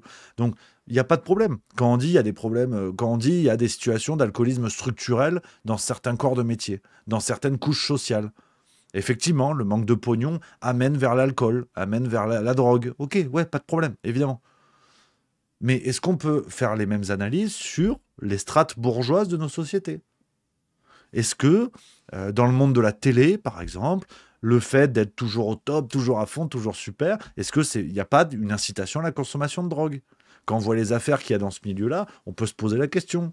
Est-ce que le fait que des gens qui soient exposés médiatiquement, qui aient la parole, qui puissent, en s'exprimant, dénoncer des choses ou dire des choses ou ce que vous voulez, le fait que dans ces milieux-là, on ne fasse que découvrir les affaires d'excès comme Palmade et compagnie, et que tout le monde joue le jeu de « mais comment on aurait pu savoir ?» Est-ce qu'on peut parler de complicité? Est-ce qu'on a le droit ou est-ce qu'on doit continuer à dire « bah il savait pas, peut-être il savait pas, peut-être que Palmade qui avait été condamné il y a 15-20 ans, peut-être qu'ils l'ont découvert qu'il était cocaïnomane, comme Delarue, comme tous les autres, peut-être ils savent pas, tu vois. Hein, comme en politique, tu vois, comme Bendit qui a fait des dingues, peut-être ils savaient pas, tu vois. Donc c'est ça qui me gonfle, c'est que on est toujours dans la compréhension, dans l'explication et compagnie, et ça me saoule. Donc voilà un peu les amis, ce que je voulais vous dire là-dessus. On va enchaîner, parce que c'est vrai que je me suis emballé, tu vois, je me suis complètement emballé. Mais je voulais vous partager ça, je l'avais sur le cœur, voilà, je le dis, parce que je crois qu'il faut le dire, les copains, los copinos, comme on dit, les amis. Alors, on va souffler. Ah, je me suis emballé plein badin, tu vois. C'est vrai que du coup, ça fait du bien à ma santé mentale. Voilà, c'est ça aussi le truc. Alors, les amis, j'avais envie de vous parler d'un personnage sur lequel il faut rien dire. Parce que la légende est trop belle. Et comme on dit dans L'homme qui tua Liberty Valance, quand la réalité ne correspond pas à la légende, on imprime la légende. Et bien avec François Mitterrand, c'est exactement ça. Alors, pourquoi je vais vous parler de François Mitterrand aujourd'hui? L'explication, elle est simple. J'ai beaucoup réfléchi pour vous la fournir. J'en sais absolument rien. Voilà. J'avais envie d'ouvrir un peu le dossier Mitterrand parce que, comme je vous l'ai dit, la légende est belle. La légende est belle. Mitterrand, tonton, le père du socialisme à la française, président, hein, deux septennats en France, 2 septennats consécutifs. Voilà. On peut rien dire. On peut rien dire sur Mitterrand. Il faut rien dire. Et pourtant, quand on creuse le dossier du bonhomme, on a des choses extraordinaires que non seulement les gens de gauche ne veulent pas qu'on le rappelle, et on a même certains gens pas de gauche qui n'aiment pas forcément Mitterrand et qui ne sont même pas au courant de tous les dossiers de Mitterrand. Alors, votre serviteur en a parlé. Et j'ai essayé de mener une enquête assez complète, je ne vais pas vous mentir, je vais vous expliquer si vous voulez la recevoir, c'est une enquête à l'écrit que j'ai pu faire, sur laquelle j'ai bossé pendant plusieurs mois, pour justement résumer tous ces dossiers, résumer toutes ces dingueries. On l'a publié dans Juste Mensuel, tu vois, je vous en parlerai juste après. Si vous voulez recevoir tout ça, parce que je ne vais pas tout vous présenter aujourd'hui, parce qu'il y a vraiment beaucoup de choses, et en construisant mon enquête, j'ai appris des trucs. Donc je me suis régalé. C'était vraiment passionnant. C'est vraiment passionnant à faire. J'espère qu'à lire, c'est pareil. On a quasiment 35 pages d'enquête sur Mitterrand, avec tous les dossiers, en tout cas la majeure partie des dossiers que j'ai pu vous résumer. Il y a un lien dans la description si vous voulez découvrir et recevoir cette enquête en format papier ou numérique, vous choisissez. Pas de problème, c'est le travail de Juste Mensuel, mais je vous le présenterai en détail tout à l'heure. Et je voulais revenir sur certains éléments. C'est le but de cette vidéo, revenir sur certains dossiers de Mitterrand qu'on a oubliés pour certains, qu'on ne veut pas voir pour d'autres, comme je vous disais. Alors, Mitterrand, on l'a dit, seul président de la Ve République à avoir fait 2 septennats de suite, entre 80 et 95, avant qu'on passe au quinquennat. Donc, c'était 7 ans à l'époque, septennat, du latin septennat. C'est une figure évidemment mythique, évidemment clivante, et c'est vrai qu'on a quelques mots forts qui résument la carrière de Mitterrand, à savoir le cynisme politique et le culte de la gauche.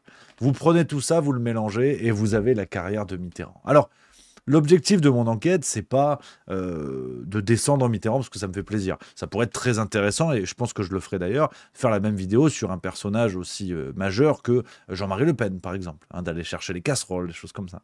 Donc on le fera. Vous connaissez la guinguette, chacun son tour. Voilà, j'ai l'impression d'être un petit peu juste milieu. C'est un petit peu le gangbang de l'actualité. Voilà, chacun son tour et tout le monde aura ses casseroles, évidemment. Mais sur Mitterrand, c'est vrai que je commence un petit peu avec lui parce que je trouve ça passionnant à quel point Mitterrand est resté dans la légende alors qu'en vérité, on a quelqu'un, mais d'une ordurerie sans nom. Je vais être très clair, je vais peser mes mots maintenant. D'une ordurerie sans nom. Je vais vous raconter certaines pépites. Alors, j'ai eu beaucoup de sources pour préparer cette enquête. Vous verrez, pour ceux qui voudront la recevoir, j'ai quasiment 40 sources différentes pour faire ce travail de juste milieu à l'écrit. C'est comme en vidéo, mais on pousse plus loin à l'écrit. Et l'une des sources majeures, c'est évidemment le bouquin de Pierre Péan, sorti en 1994, Une jeunesse française, qui est l'enquête la plus... l'enquête la plus complète sortie en librairie à ce jour, où vraiment on a toute la carrière de Mitterrand par le menu. C'est plusieurs tomes, donc c'est très très long. Moi j'ai essayé de faire quelque chose de plus résumé, évidemment. Alors, l'un des premiers gros dossiers, peut-être le plus connu, on commence comme ça, et puis après progressivement on va aller vers des dossiers moins connus, c'est le lien entre Mitterrand et Vichy, évidemment. Hein. On le connaît, relation trouble, assez incertaine. Il est impossible de dire que Mitterrand était un vichiste convaincu. Il est impossible de dire que c'était un résistant. Mais il y a les faits. Au milieu de tout ça, il y a les faits. Alors, rapidement, Mitterrand naît en 1916 à Jarnac. Comme quoi, l'histoire est bien faite. Hein, il n'est pas né à Ponto-Combo, il est né à Jarnac. Donc, en fait, rien que ça, normalement, fin de la vidéo. Générique, on est bon. Non. C'est le hasard de l'histoire. Il est issu d'une famille catholique conservatrice. Entre 39 et 40, il va être fait prisonnier de guerre. Il va tenter de s'évader par 3 fois, ce qui rappelle d'ailleurs le parcours du général de Gaulle, pour le coup. Et Mitterrand va réussir à s'évader définitivement en décembre 1941, où déjà là, il y a une histoire où la personne qui l'a aidé à s'évader n'a jamais vraiment été remerciée. C'est une autre histoire, voilà, comme dirait l'autre. En janvier 42, ça se corse. Mitterrand va devenir fonctionnaire du régime de Vichy, du côté de la Légion française des combattants, puis au commissariat au reclassement des prisonniers de guerre, et clairement, il œuvre pour le régime de Vichy. C'est clair, c'est net, c'est précis, personne ne peut remettre ça en doute, mais à ce moment-là, on va avoir le début d'un double jeu. En gros, le jour, Mitterrand est un fonctionnaire de Vichy, et le soir, c'est un résistant. On apprend qu'il aurait eu des contacts assez marqués avec des membres de la Libération, des membres de la Résistance, pardon, puis de la Libération, évidemment. On apprend qu'il avait un nom de couverture, il avait un engagement assez clair, un engagement sur lequel parfois les preuves manquent, ou en tout cas sont assez fragiles. Et Mitterrand est peut-être l'un des premiers personnages à avoir permis de développer la notion de Vichysto-résistant, comme on dit. Vichysto-résistant, pardon. On ne sait pas, en fait. C'est un peu les deux. C'est un peu les deux en même temps. Je mets cet élément-là au début parce que cette casserole de Mitterrand, c'est peut-être l'une des plus incertaines. Mais quand on voit le reste de sa carrière, on a envie de se dire, tiens, voilà. Mais il y a ce concept-là. C'est avec Mitterrand qu'on commence à dire que y a des gens qui ont fait un peu les deux, quoi. On fait un petit peu les deux. Alors, après 1945, le problème, c'est que l'ambivalence du parcours de Mitterrand va pas être franchement assumée. Ça lui reviendra dans le museau plusieurs fois, notamment lors des campagnes politiques, évidemment, des campagnes électorales. Plusieurs fois, ses opposants vont rappeler ça. Et c'est un rappel qu'il ne faut pas faire. Parce que le problème, c'est qu'il y a certaines preuves. On pense à cette fameuse photo de rencontre entre Mitterrand et le maréchal Pétain. On y reviendra dans quelques instants. Il y a des preuves assez solides. Tu vois, c'est pas un jour Mitterrand, il a mangé un bonbon, manque de bol, c'était pas un dragibus, c'était un Vichy. Non, ça va plus loin que ça. Mais ce rappel, Mitterrand ne l'a jamais supporté. Vous vous rappelez peut-être de cette séquence connue, très connue, où Mitterrand déclare ceci. Avant d'entrer d'une manière active dans la résistance, est-ce que vous avez cru vous-même à Vichy, au régime de Vichy? Écoutez, je ne vais quand même pas passer mon temps à m'expliquer. Mais une fois, et on en parle. Non, une fois pour tout, je l'ai fait 25 fois. Ça suffit. Ça suffit. Et je ne donnerai aucune explication, autrement que celle que j'écrirai moi-même. Voilà. Donc, Mitterrand aimait pas trop qu'on lui parle de ça. Alors, c'est vrai que, et ce qui est intéressant, c'est que cet argument a toujours été une bille pour les opposants au Parti Socialiste et plus largement à la gauche. On se rappelle cette séquence de Marine Le Pen en 2011, je ne sais pas si vous vous en souvenez, où elle avait relancé cet argument. Pendant longtemps, l'extrême droite s'appuyait là-dessus lorsqu'on tapait sur Jean-Marie Le Pen et l'histoire de Jean-Marie Le Pen. Marine Le Pen aimait bien rappeler ça concernant Mitterrand. On n'est pas aussi exigeant avec les autres mouvements politiques. Ils ont connu peut-être moins de condamnations pour racisme et antisémitisme. Pardon, monsieur, excusez-moi, de qui parlez-vous donc? Votre père lui-même, je crois, a été condamné à plusieurs reprises pour certains propos. Ça n'est pas un secret. Monsieur Pujadas, nous avons été dirigés 14 ans par un président de la République socialiste qui s'est fait remettre la francisque, c'est-à-dire la plus haute distinction du régime de Vichy, sans que personne n'ose venir demander à l'ensemble de ses successeurs des comptes sur cela. On est dans l'histoire, on n'est pas dans les déclarations présentes. Ah, tiens, pour une fois, on est dans l'histoire. Pour une fois, on n'est pas dans les mots. Ça n'est pas pour cette déclaration qu'il a été condamné. Monsieur Pujadas, l'UMP et le RPR, comme le Parti Socialiste, ont eu des dizaines et des dizaines d'élus qui ont été condamnés pour détournement de fonds, pour corruption, pour conflit d'intérêts. Un certain nombre sont encore ministres, je vous Voilà, donc c'était à l'époque où Marine Le Pen était encore à peu près pertinente, et c'est vrai que cette séquence, elle est intéressante, parce que Marine Le Pen tape dans le mille, soyons clairs. Les procès en historicité qu'on faisait à Jean-Marie Le Pen ou au RN, enfin, anciennement FN, d'avoir été fondés par des anciens vichistes, ben quand on voit l'héritage de Mitterrand, on se dit merde, qu'est-ce qui se passe? Alors, notez l'ironie de la séquence, parce que je le vois dans le chat, certaines personnes qui le disent, c'est extraordinaire, c'est les mêmes qu'aujourd'hui. Hein, c'était il y a 11 ans, t'as Geoffrin, Nathalie Saint-Cric, Caroline Fourest, enfin, ça régale. Pujadas, c'est les mêmes, ça bouge pas. Et c'est les types qui tous les jours te disent, non, place aux jeunes. Phrase préférée de Morandini. Alors, on enchaîne pour vous dire à quel point sur la Seconde Guerre mondiale, certes, il faut nuancer et le concept de vichisto résistant autour de Mitterrand est quand même curieux, mais le problème c'est que le général de Gaulle lui-même, dès l'hiver 43-44, avait cerné le bonhomme. Il y a cette histoire qui est racontée dans C'était de Gaulle d'Alain Perfit, l'un des meilleurs biographes du général de Gaulle, qui raconte cette entrevue à Alger, entre Mitterrand et de Gaulle. Mitterrand qui, à ce moment-là, a définitivement quitté son poste de fonctionnaire de Vichy. Il est entré dans la résistance de plein pied. Et il va voir de Gaulle pour demander l'entrée de Mitterrand dans un réseau de résistance. Parce que, là encore, on nous dit que Mitterrand est dans la résistance, mais en fait, on se rend compte qu'il n'appartient pas à un réseau spécifique et qu'il va quémander ça auprès de Gaulle pour pouvoir entrer dans la résistance officielle, on va dire, la résistance proche du général de Gaulle. Et de Gaulle va refuser. De Gaulle va refuser. Il va lui dire non. Il aura ce qualificatif connu d'ailleurs de Rastignac de la Nièvre. Il lui dira non. Tout ça parce que, et Marine Le Pen l'a rappelé, Mitterrand a été décoré de la Francisque. La Francisque, pour vous donner un ordre d'idée, c'est l'équivalent de la Légion d'honneur sous le régime de Vichy. Sachant cela, de Gaulle avait été bien informé, il a toujours considéré que Mitterrand était un agent double. Quoi qu'il fasse, c'était un agent double. C'était peut-être l'ancêtre du en même temps, si j'ose dire. Toute ressemblance avec une situation existante ou ayant existé est purement volontaire. Donc, de Gaulle lui-même avait flairé le bonhomme et avait dit non, pas de ça dans nos rangs, pas de ça dans la résistance, et notamment un réseau de résistants d'anciens combattants. De Gaulle avait dit c'est non. En échange, le général de Gaulle lui avait proposé un engagement militaire, de dire si tu veux nous aider, vas-y, prends une mitraillette, on y va. Mitterrand a refusé. Il cherchait plutôt un poste politique, ou en tout cas ce qui allait être un poste politique, parce qu'à l'hiver 43-44, rien n'est joué. Donc, pour vous dire que tout ça est quand même pas si certain, et que difficile de mettre en doute le pif du général. Sur l'épisode de la Francisque, je vous l'ai dit, donc c'est au début de l'année 43, entre janvier et mars 43, je crois, la datation n'est pas très précise. J'ai jamais réussi à trouver la date exacte de cette cérémonie de remise de la Francisque entre le maréchal Pétain et François Mitterrand.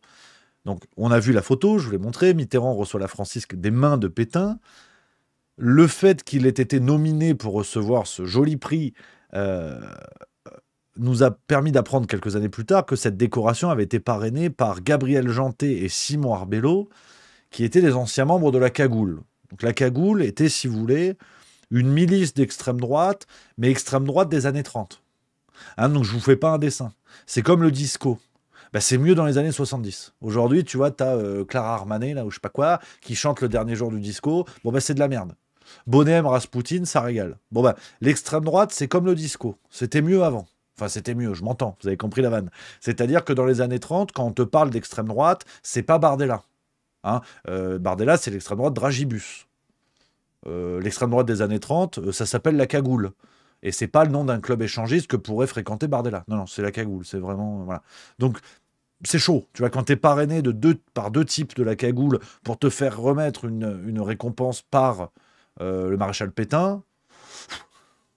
Voilà. Hein, là, si tu veux, en termes d'extrême droite, la différence avec Jean-Philippe Tanguy, t'as quand même un boulevard entre les deux. Bon. Il y a un formulaire qui est d'ailleurs... Et on retrouve des traces, hein, et c'est très bien exposé dans une jeunesse française de Pierre Péan. Mitterrand va signer un formulaire pour l'obtention de la Francisque, où il écrira, je cite, « Je fais don de ma personne au maréchal Pétain comme il a fait don de sa personne à la France ». Alors, on reste dans l'incertitude. Malgré tout ce que je vous dis, ce serait une erreur et une connerie de ma part de vous dire Mitterrand était vichiste au possible et collabo au possible. Il y a un entre-deux. Comme je vous l'ai dit, on a ce concept assez abscon de vichisto-résistant qui a été créé presque pour Mitterrand en vérité, parce qu'il y en a eu d'autres qui ont été fusillés. Hein. Il y a eu d'autres qui ont eu un traitement qui n'était pas le même. C'est comme au Club Med, tu as 4 fourchettes, où tu arrives, tu as le cocktail d'entrée, le petit feuilleté à la saucisse. Bah ça, c'était Mitterrand. Et après, tu as eu les autres qui avaient une fourchette. Bon, t'as un verre d'eau des chiottes et une poignée de cacahuètes. Bon, ben ça, c'est ceux qui étaient fusillés. Bon, alors Mitterrand, il a été bien accueilli. Donc, on a dit, c'est pas si sûr. Donc, on a refait un petit peu l'histoire. Et il y a vraiment deux bords hein, qui s'affrontent sur l'interprétation à donner sur le rôle de Mitterrand durant la Seconde Guerre mondiale. On a par exemple quelqu'un comme Henri Rousseau qui évoque le fait que Mitterrand ait intégré Vichy comme une sorte de couverture pour ses activités résistantes, et d'autres pensent que c'était du pur opportunisme carriériste. Mais là-dessus, vraiment, je préfère être tout à fait honnête avec vous et de dire, voilà, il y a vraiment deux possibilités. Maintenant, je vous donne quelques éléments de preuve, vous en pensez ce que vous voulez. Puis comme d'ailleurs tout le reste, vous pensez ce que vous voulez. On avance. Une autre grosse casserole de Mitterrand, c'est l'attentat de l'Observatoire. Et là, on commence à rentrer dans les dossiers où, voilà, comme on dit, moins de 20 ans, que les moins de 20 ans ne peuvent pas connaître, hein, évidemment, le contexte de l'attentat de l'Observatoire. Nous sommes en 1959, à la fin de l'année 1959, et à ce moment-là, François Mitterrand n'est pas vraiment un personnage politique de premier plan, il est marginalisé dans son propre parti, du côté du Parti Socialiste, ce qui était la forme du Parti Socialiste à l'époque, il est en perte de vitesse, et ça sent pas bon pour lui. Franchement, il est loin de l'Élysée, comme on dit. Il est loin de l'Élysée. Dans la nuit du 15 au 16 octobre, et tout ce que je vous dis est tiré d'un article du Monde, hein, il y aura toutes les sources en description, je vous ai mis toutes les sources dans le dossier que j'ai publié dans Juste Mensuel. C'est un article du Monde d'octobre 1959. Je fais les archives, c'était assez intéressant. Dans la nuit du 15 au 16 octobre 1959, Mitterrand, qui est alors sénateur, va prétendre être victime d'un attentat. 7 balles vont être tirées sur sa voiture avenue de l'Observatoire à Paris, donc d'où le nom d'attentat de l'Observatoire, hein, pour ceux qui n'auraient pas suivi. Et le récit officiel va très vite s'imposer. C'est une tentative d'assassinat de l'extrême droite. Hein, comme quoi, on n'a pas beaucoup changé. Hein. C'était il y a 60 ans, hein, même 70 ans bientôt. Ça n'a pas beaucoup évolué. Hein. C'est toujours l'extrême droite. Voilà. Bon, pendant la Seconde Guerre mondiale, on pouvait le dire. Après, non. Après, fallait trouver d'autres choses. Bon, ben là, non. Mais très vite, on nous explique que c'est la piste officielle, c'est l'extrême droite. D'autres gens vont être accusés, évidemment, mais on met surtout en avant l'extrême droite. À ce moment-là, on a un certain Robert Pesquet, sûrement rien à voir avec l'astronaute, qui est un ancien député et qui révèle dans Rivarol, journal d'extrême droite, dans un article du 21 octobre 1959, Robert Pesquet explique être le responsable du faux attentat. Il fait une sorte de conférence de presse et il dit que ce faux attentat a été simulé par François Mitterrand, que Pesquet et Mitterrand se sont entendus pour mettre en place ce faux attentat, de sorte à ce que Mitterrand puisse regagner de l'audience politique et donc obtenir un nouvel intérêt, obtenir une nouvelle grâce auprès du grand public. Alors, vont s'en suivre beaucoup d'événements. L'attentat de l'Observatoire, dans mon enquête écrite, j'ai essayé vraiment d'être beaucoup plus précis que ce que je vais vous dire là, parce qu'il y a eu énormément d'épisodes. Énormément. Mais une fois de plus, quand on voit la carrière de Mitterrand, à chaque fois, on ne peut pas conclure. Je ne peux pas vous dire à chaque fois, là il a menti, là il a fait ci, là il a fait mi. Mais la vie de Mitterrand est une longue succession d'histoires du genre où c'est pas lui. Voilà, on dirait Jack Lang et la pédocriminalité. C'est jamais lui. Mais il est toujours au milieu de ce genre d'affaires. Donc François Mitterrand, donc pour vous donner vraiment les grandes étapes de cette histoire de l'attentat de l'Observatoire, le 22 octobre 1959, Pesquet va confirmer ses accusations dans une conférence de presse. Il va dévoiler des lettres préparatoires à l'attentat pour expliquer en fait ce qui allait se passer. Il va y avoir des relations troubles entre les deux hommes. François Mitterrand va être condamné, d'ailleurs c'est l'une de ses rares condamnations dans sa vie, le 9 décembre 1959, parce qu'on apprend qu'il a dissimulé au juge des rencontres avec M. Pesquet. Donc rien n'est clair. Rien n'est clair dans cette affaire. Il va y avoir, je vous l'ai dit, beaucoup de péripéties judiciaires. Enfin, c'est très compliqué. Vraiment, c'est l'une des casseroles sur laquelle j'ai pu galérer à proposer quelque chose qui se tenait dans mon enquête, parce que franchement, c'est tendu. Il y a vraiment beaucoup d'étapes d'intervenants. L'un des virages les plus intéressants, ça va être dans l'Express. Donc, le 29 octobre 1959, l'Express va publier la défense de François Mitterrand, qui est alors directement accusé. Vous avez beaucoup de membres du gouvernement qui se retournent contre lui. Son propre parti socialiste se retourne contre lui. Donc, la thèse d'un attentat fomenté par Mitterrand lui-même prend. Et c'est ce qui vraiment prend la place dans les médias et les gens commencent à se retourner contre Mitterrand. Le 29 octobre 1959, l'Express va publier la défense de Mitterrand. C'est une grande lettre de 3 pages. Mitterrand nie tout en bloc, il nie tout. La lettre s'intitule « Ce que j'ai à dire ». Mitterrand va admettre une erreur de vigilance, qu'on ne comprend pas trop le contexte de la vigilance sur un événement duquel il était censé pas être au courant. Et ce qu'on a appris un petit peu plus tard, alors là encore, hasard de l'histoire, je vous l'ai dit, c'est ce qui est passionnant avec la vie de Mitterrand, c'est que le hasard fait bien les choses. On a appris des décennies plus tard que le directeur de l'Express à l'époque, un certain Philippe Grumbach, était un agent du KGB. Alors, lien, pas lien, on ne sait pas, mais il y a beaucoup de choses qui vont s'entremêler.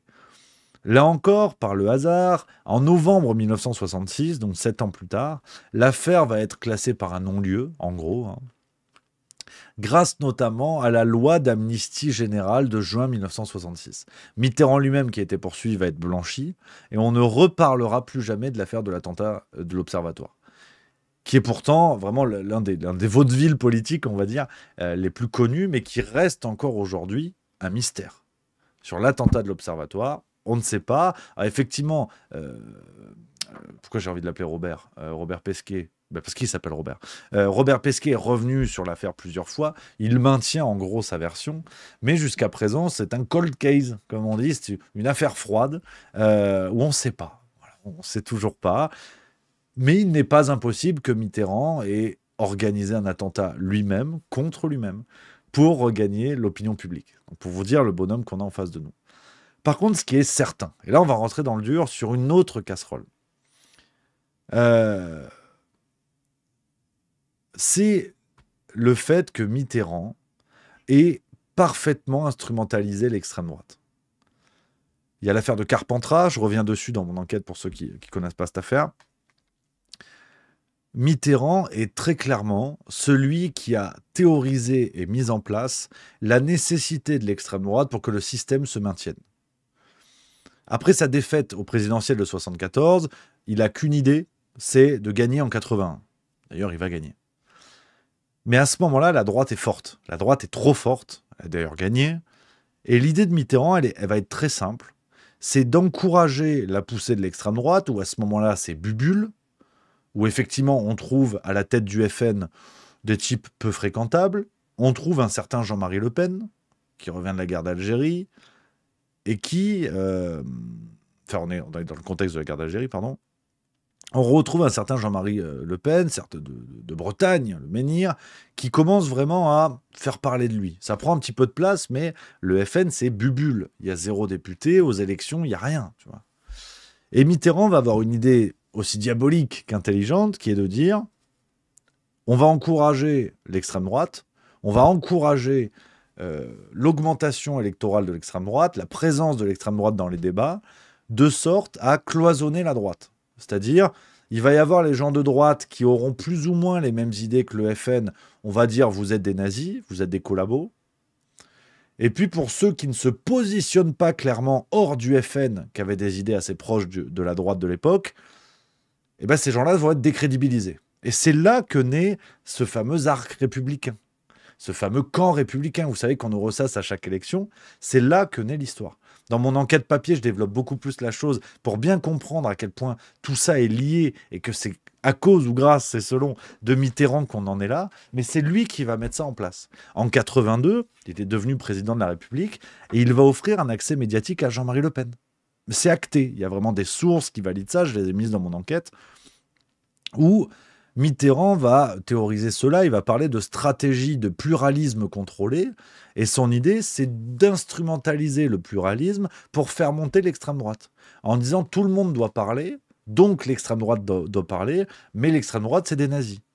Et s'ils peuvent grignoter les plates-bandes de la droite, c'est encore mieux. Donc le but est clair, c'est diviser la droite, positionner le PS comme seul rempart démocratique, donc c'est le même chantage qu'aujourd'hui. Et Mitterrand va par exemple instrumentaliser la question de la proportionnelle. Pour ça, attention, quand un gouvernement vous parle de proportionnelle, c'est pas très bon. En tout cas, dans leurs intérêts à eux. Pour le peuple, c'est bien la proportionnelle. Mais souvent, ça se fait pas dans l'intérêt du peuple. En 85, il va y avoir une grande réforme électorale portée par Mitterrand, qui va porter sur le scrutin suivant, scrutin donc à la proportionnelle, avec une dose de proportionnelle, comme on dit, pour les législatives de 86. La conséquence va être directe. Le FN va entrer à l'Assemblée avec 35 députés. C'est un tremblement de terre.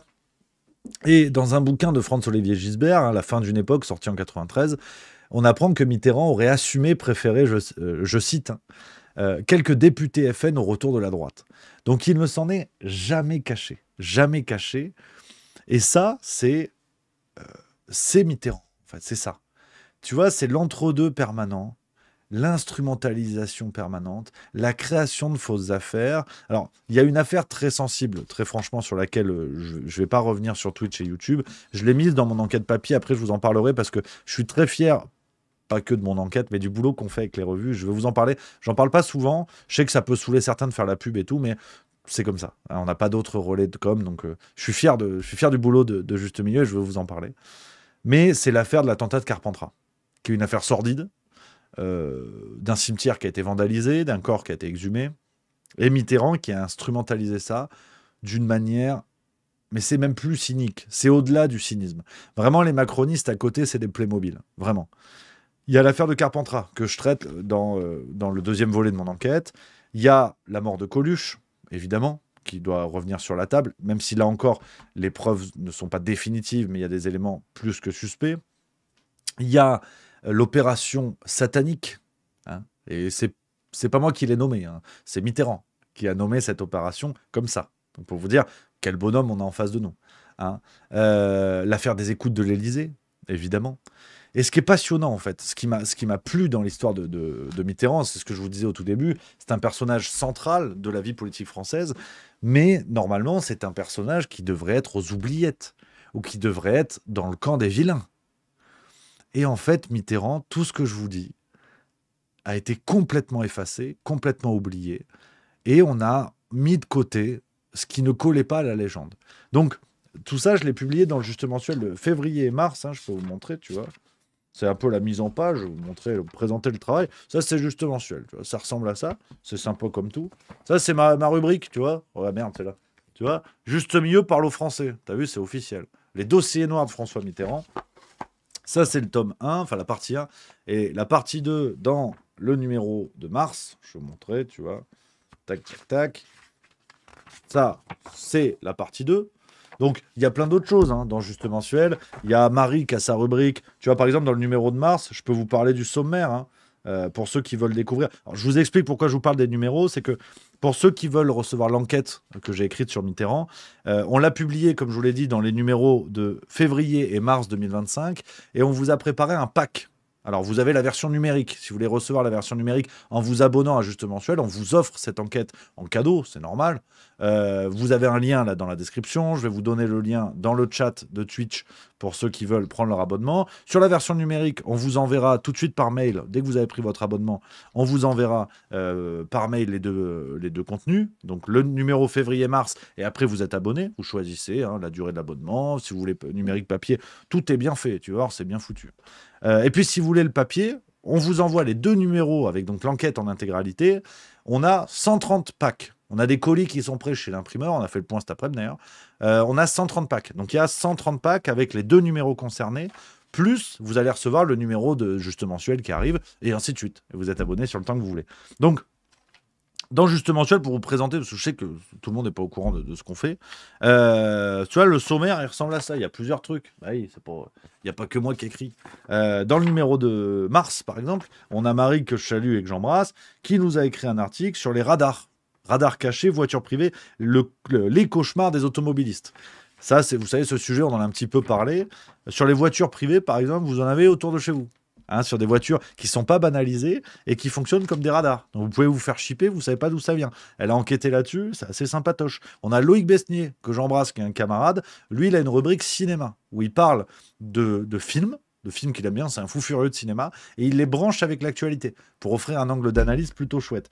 Il y a la discothèque. Marie, encore, nous propose tous les mois un document musical, voilà, une enquête musicale. Elle a fait ABBA, là c'est Starmania, elle a fait Renaud. Il y a de tout, en fait, de tout pour s'intéresser un petit peu à la culture. C'est l'esprit Juste Mensuel, c'est l'esprit Juste Milieu dans nos enquêtes papier. Et je sais que certains, si je vous en parle, comme je vous ai dit, les amis, c'est que je suis très fier du boulot qu'on fait. Et c'est le but de faire de Juste Mensuel vraiment un média complet, avec des formats différents, avec des travaux différents, où ces enquêtes-là, c'est une autre manière de bosser, une autre manière. C'est pas comme les vidéos, c'est plus de, entre guillemets, plus de boulot, tu vois, d'écrire tout ça, de machin et tout. Mais ce qui me plaît, c'est ça, quoi, tu vois. On a une revue, on a même 2 avec le banquet.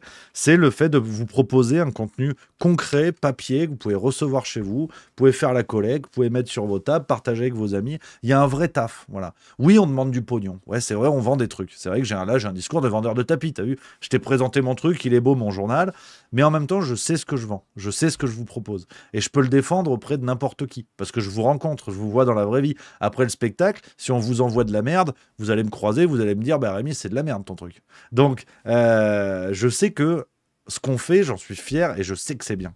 Et c'est pour ça qu'on vous le propose. Enfin, je sais que c'est bien. En tout cas, tout est fait pour que ce soit bien. Après, vous avez votre avis.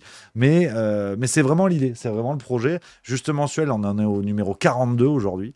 Et c'est une aventure qui est chouette et qui, je pense, donne de l'épaisseur à Juste Milieu. Donc, voilà ce que je voulais vous dire. Donc, vous présenter la revue avec cette enquête sur François Mitterrand. Comme je vous ai dit, on a les 2 packs qui sont prêts à partir. On a 130 colis environ. C'est les derniers, puis après, on n'a plus de stock. Généralement, on ne fait pas réimprimer nos enquêtes. Donc voilà, lien en description si vous regardez l'extrait sur YouTube. Je vous ai mis le lien dans le chat pour Twitch. Et puis voilà, les amis. C'est que du plaisir. Voilà. Dites-moi un peu ce que vous en pensez, les copains, sur Mitterrand, et puis sur plein d'autres choses. À 18h02, on va pas traîner. On va pas traîner, c'est le week-end bientôt. Non mais je vous avais dit 2 heures d'émission, on n'est pas loin. Socrate Chableux qui dit Jean Edernalier, effectivement, j'en parle en enquête, c'est un personnage dont on parle beaucoup quand on étudie la Mitterrandie. Stratus 13 qui dit je me dis qu'aujourd'hui les gens ne se rendent pas compte la chance qu'ils ont car les pourris au pouvoir ne se cachent plus. Absolument. Fléau 93 qui dit la rubrique bouquin, qui s'en occupe, c'est moi. C'est moi. Tous les mois, je mets en avant 2 bouquins que j'aime bien. C'est moi qui écris les petites critiques. Ouais, ça ressemble à ça. Tu vois, la discothèque, c'est ça. On a une petite maquette sympa, on bricole. Tu vois, là, c'était Elvis Presley. Victime ou... Attends, merde, c'est là la caméra. Tu vois. Tac. Victime ou génie du capitalisme américain. C'est Marie qui nous avait écrit ça. Et puis, les petites critiques de bouquins, ça ressemble à ça, tu vois. Je mets des trucs que j'aime bien, il y a des BD, il y a des polars, il y a un petit peu de tout. Et ce que j'aime bien, donc voilà. Philanthrope, Mitterrand, beaucoup de flou, peu de certitude. Complètement d'accord avec toi. Mais au bout d'un moment, plus il y a de flou, plus il y a un loup. Hein. C'est-à-dire que le hasard 14 fois, c'est plus le hasard, c'est une statistique. Et avec Mitterrand, c'est vrai qu'il y a beaucoup de choses comme ça.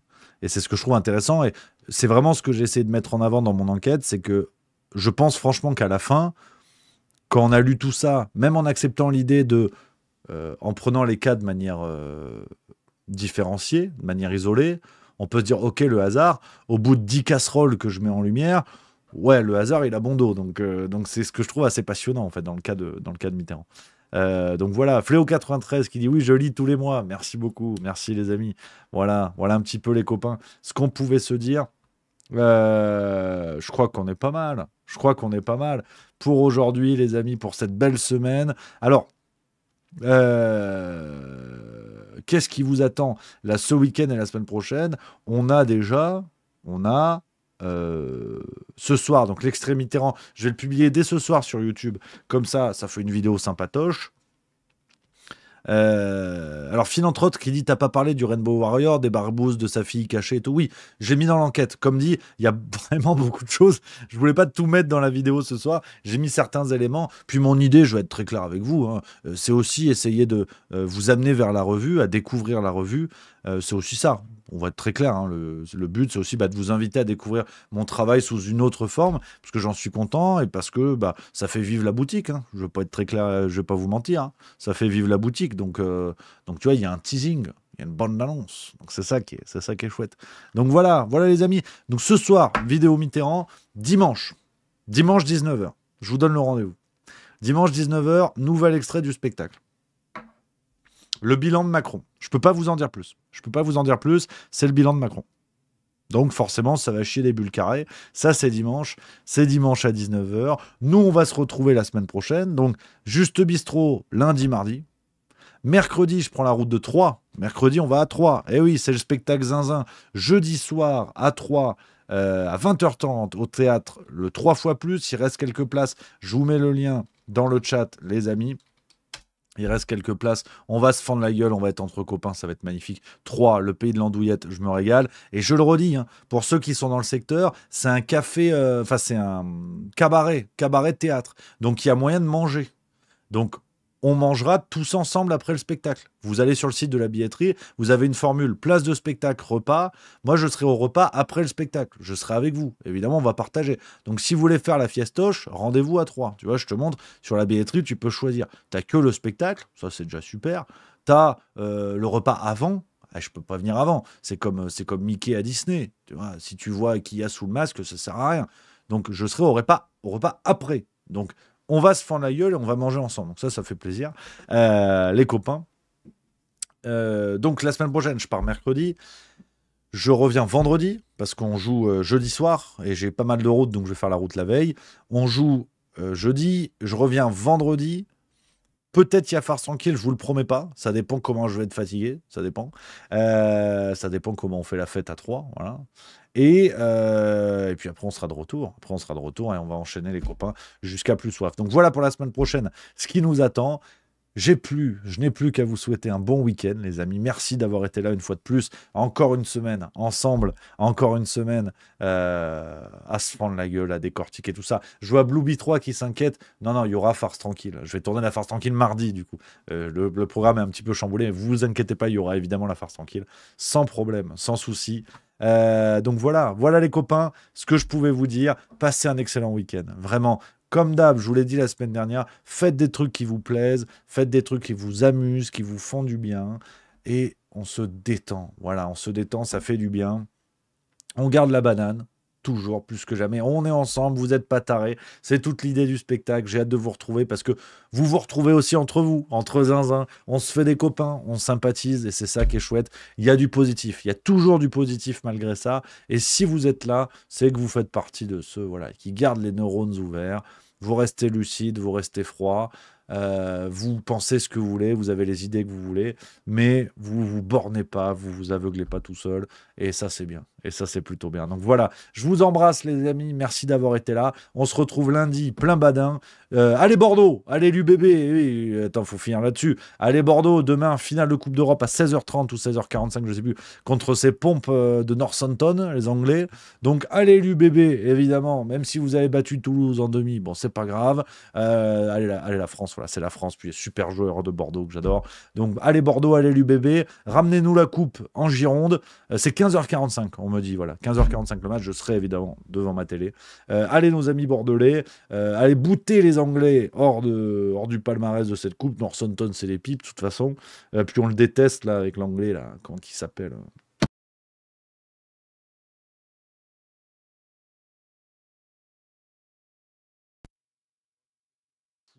mais il nous énerve. Donc allez Bordeaux. Voilà, pour finir là-dessus les amis, allez Bordeaux. Nous on se retrouve la semaine prochaine. Vive la rigolade. Vive la France. Je vous embrasse.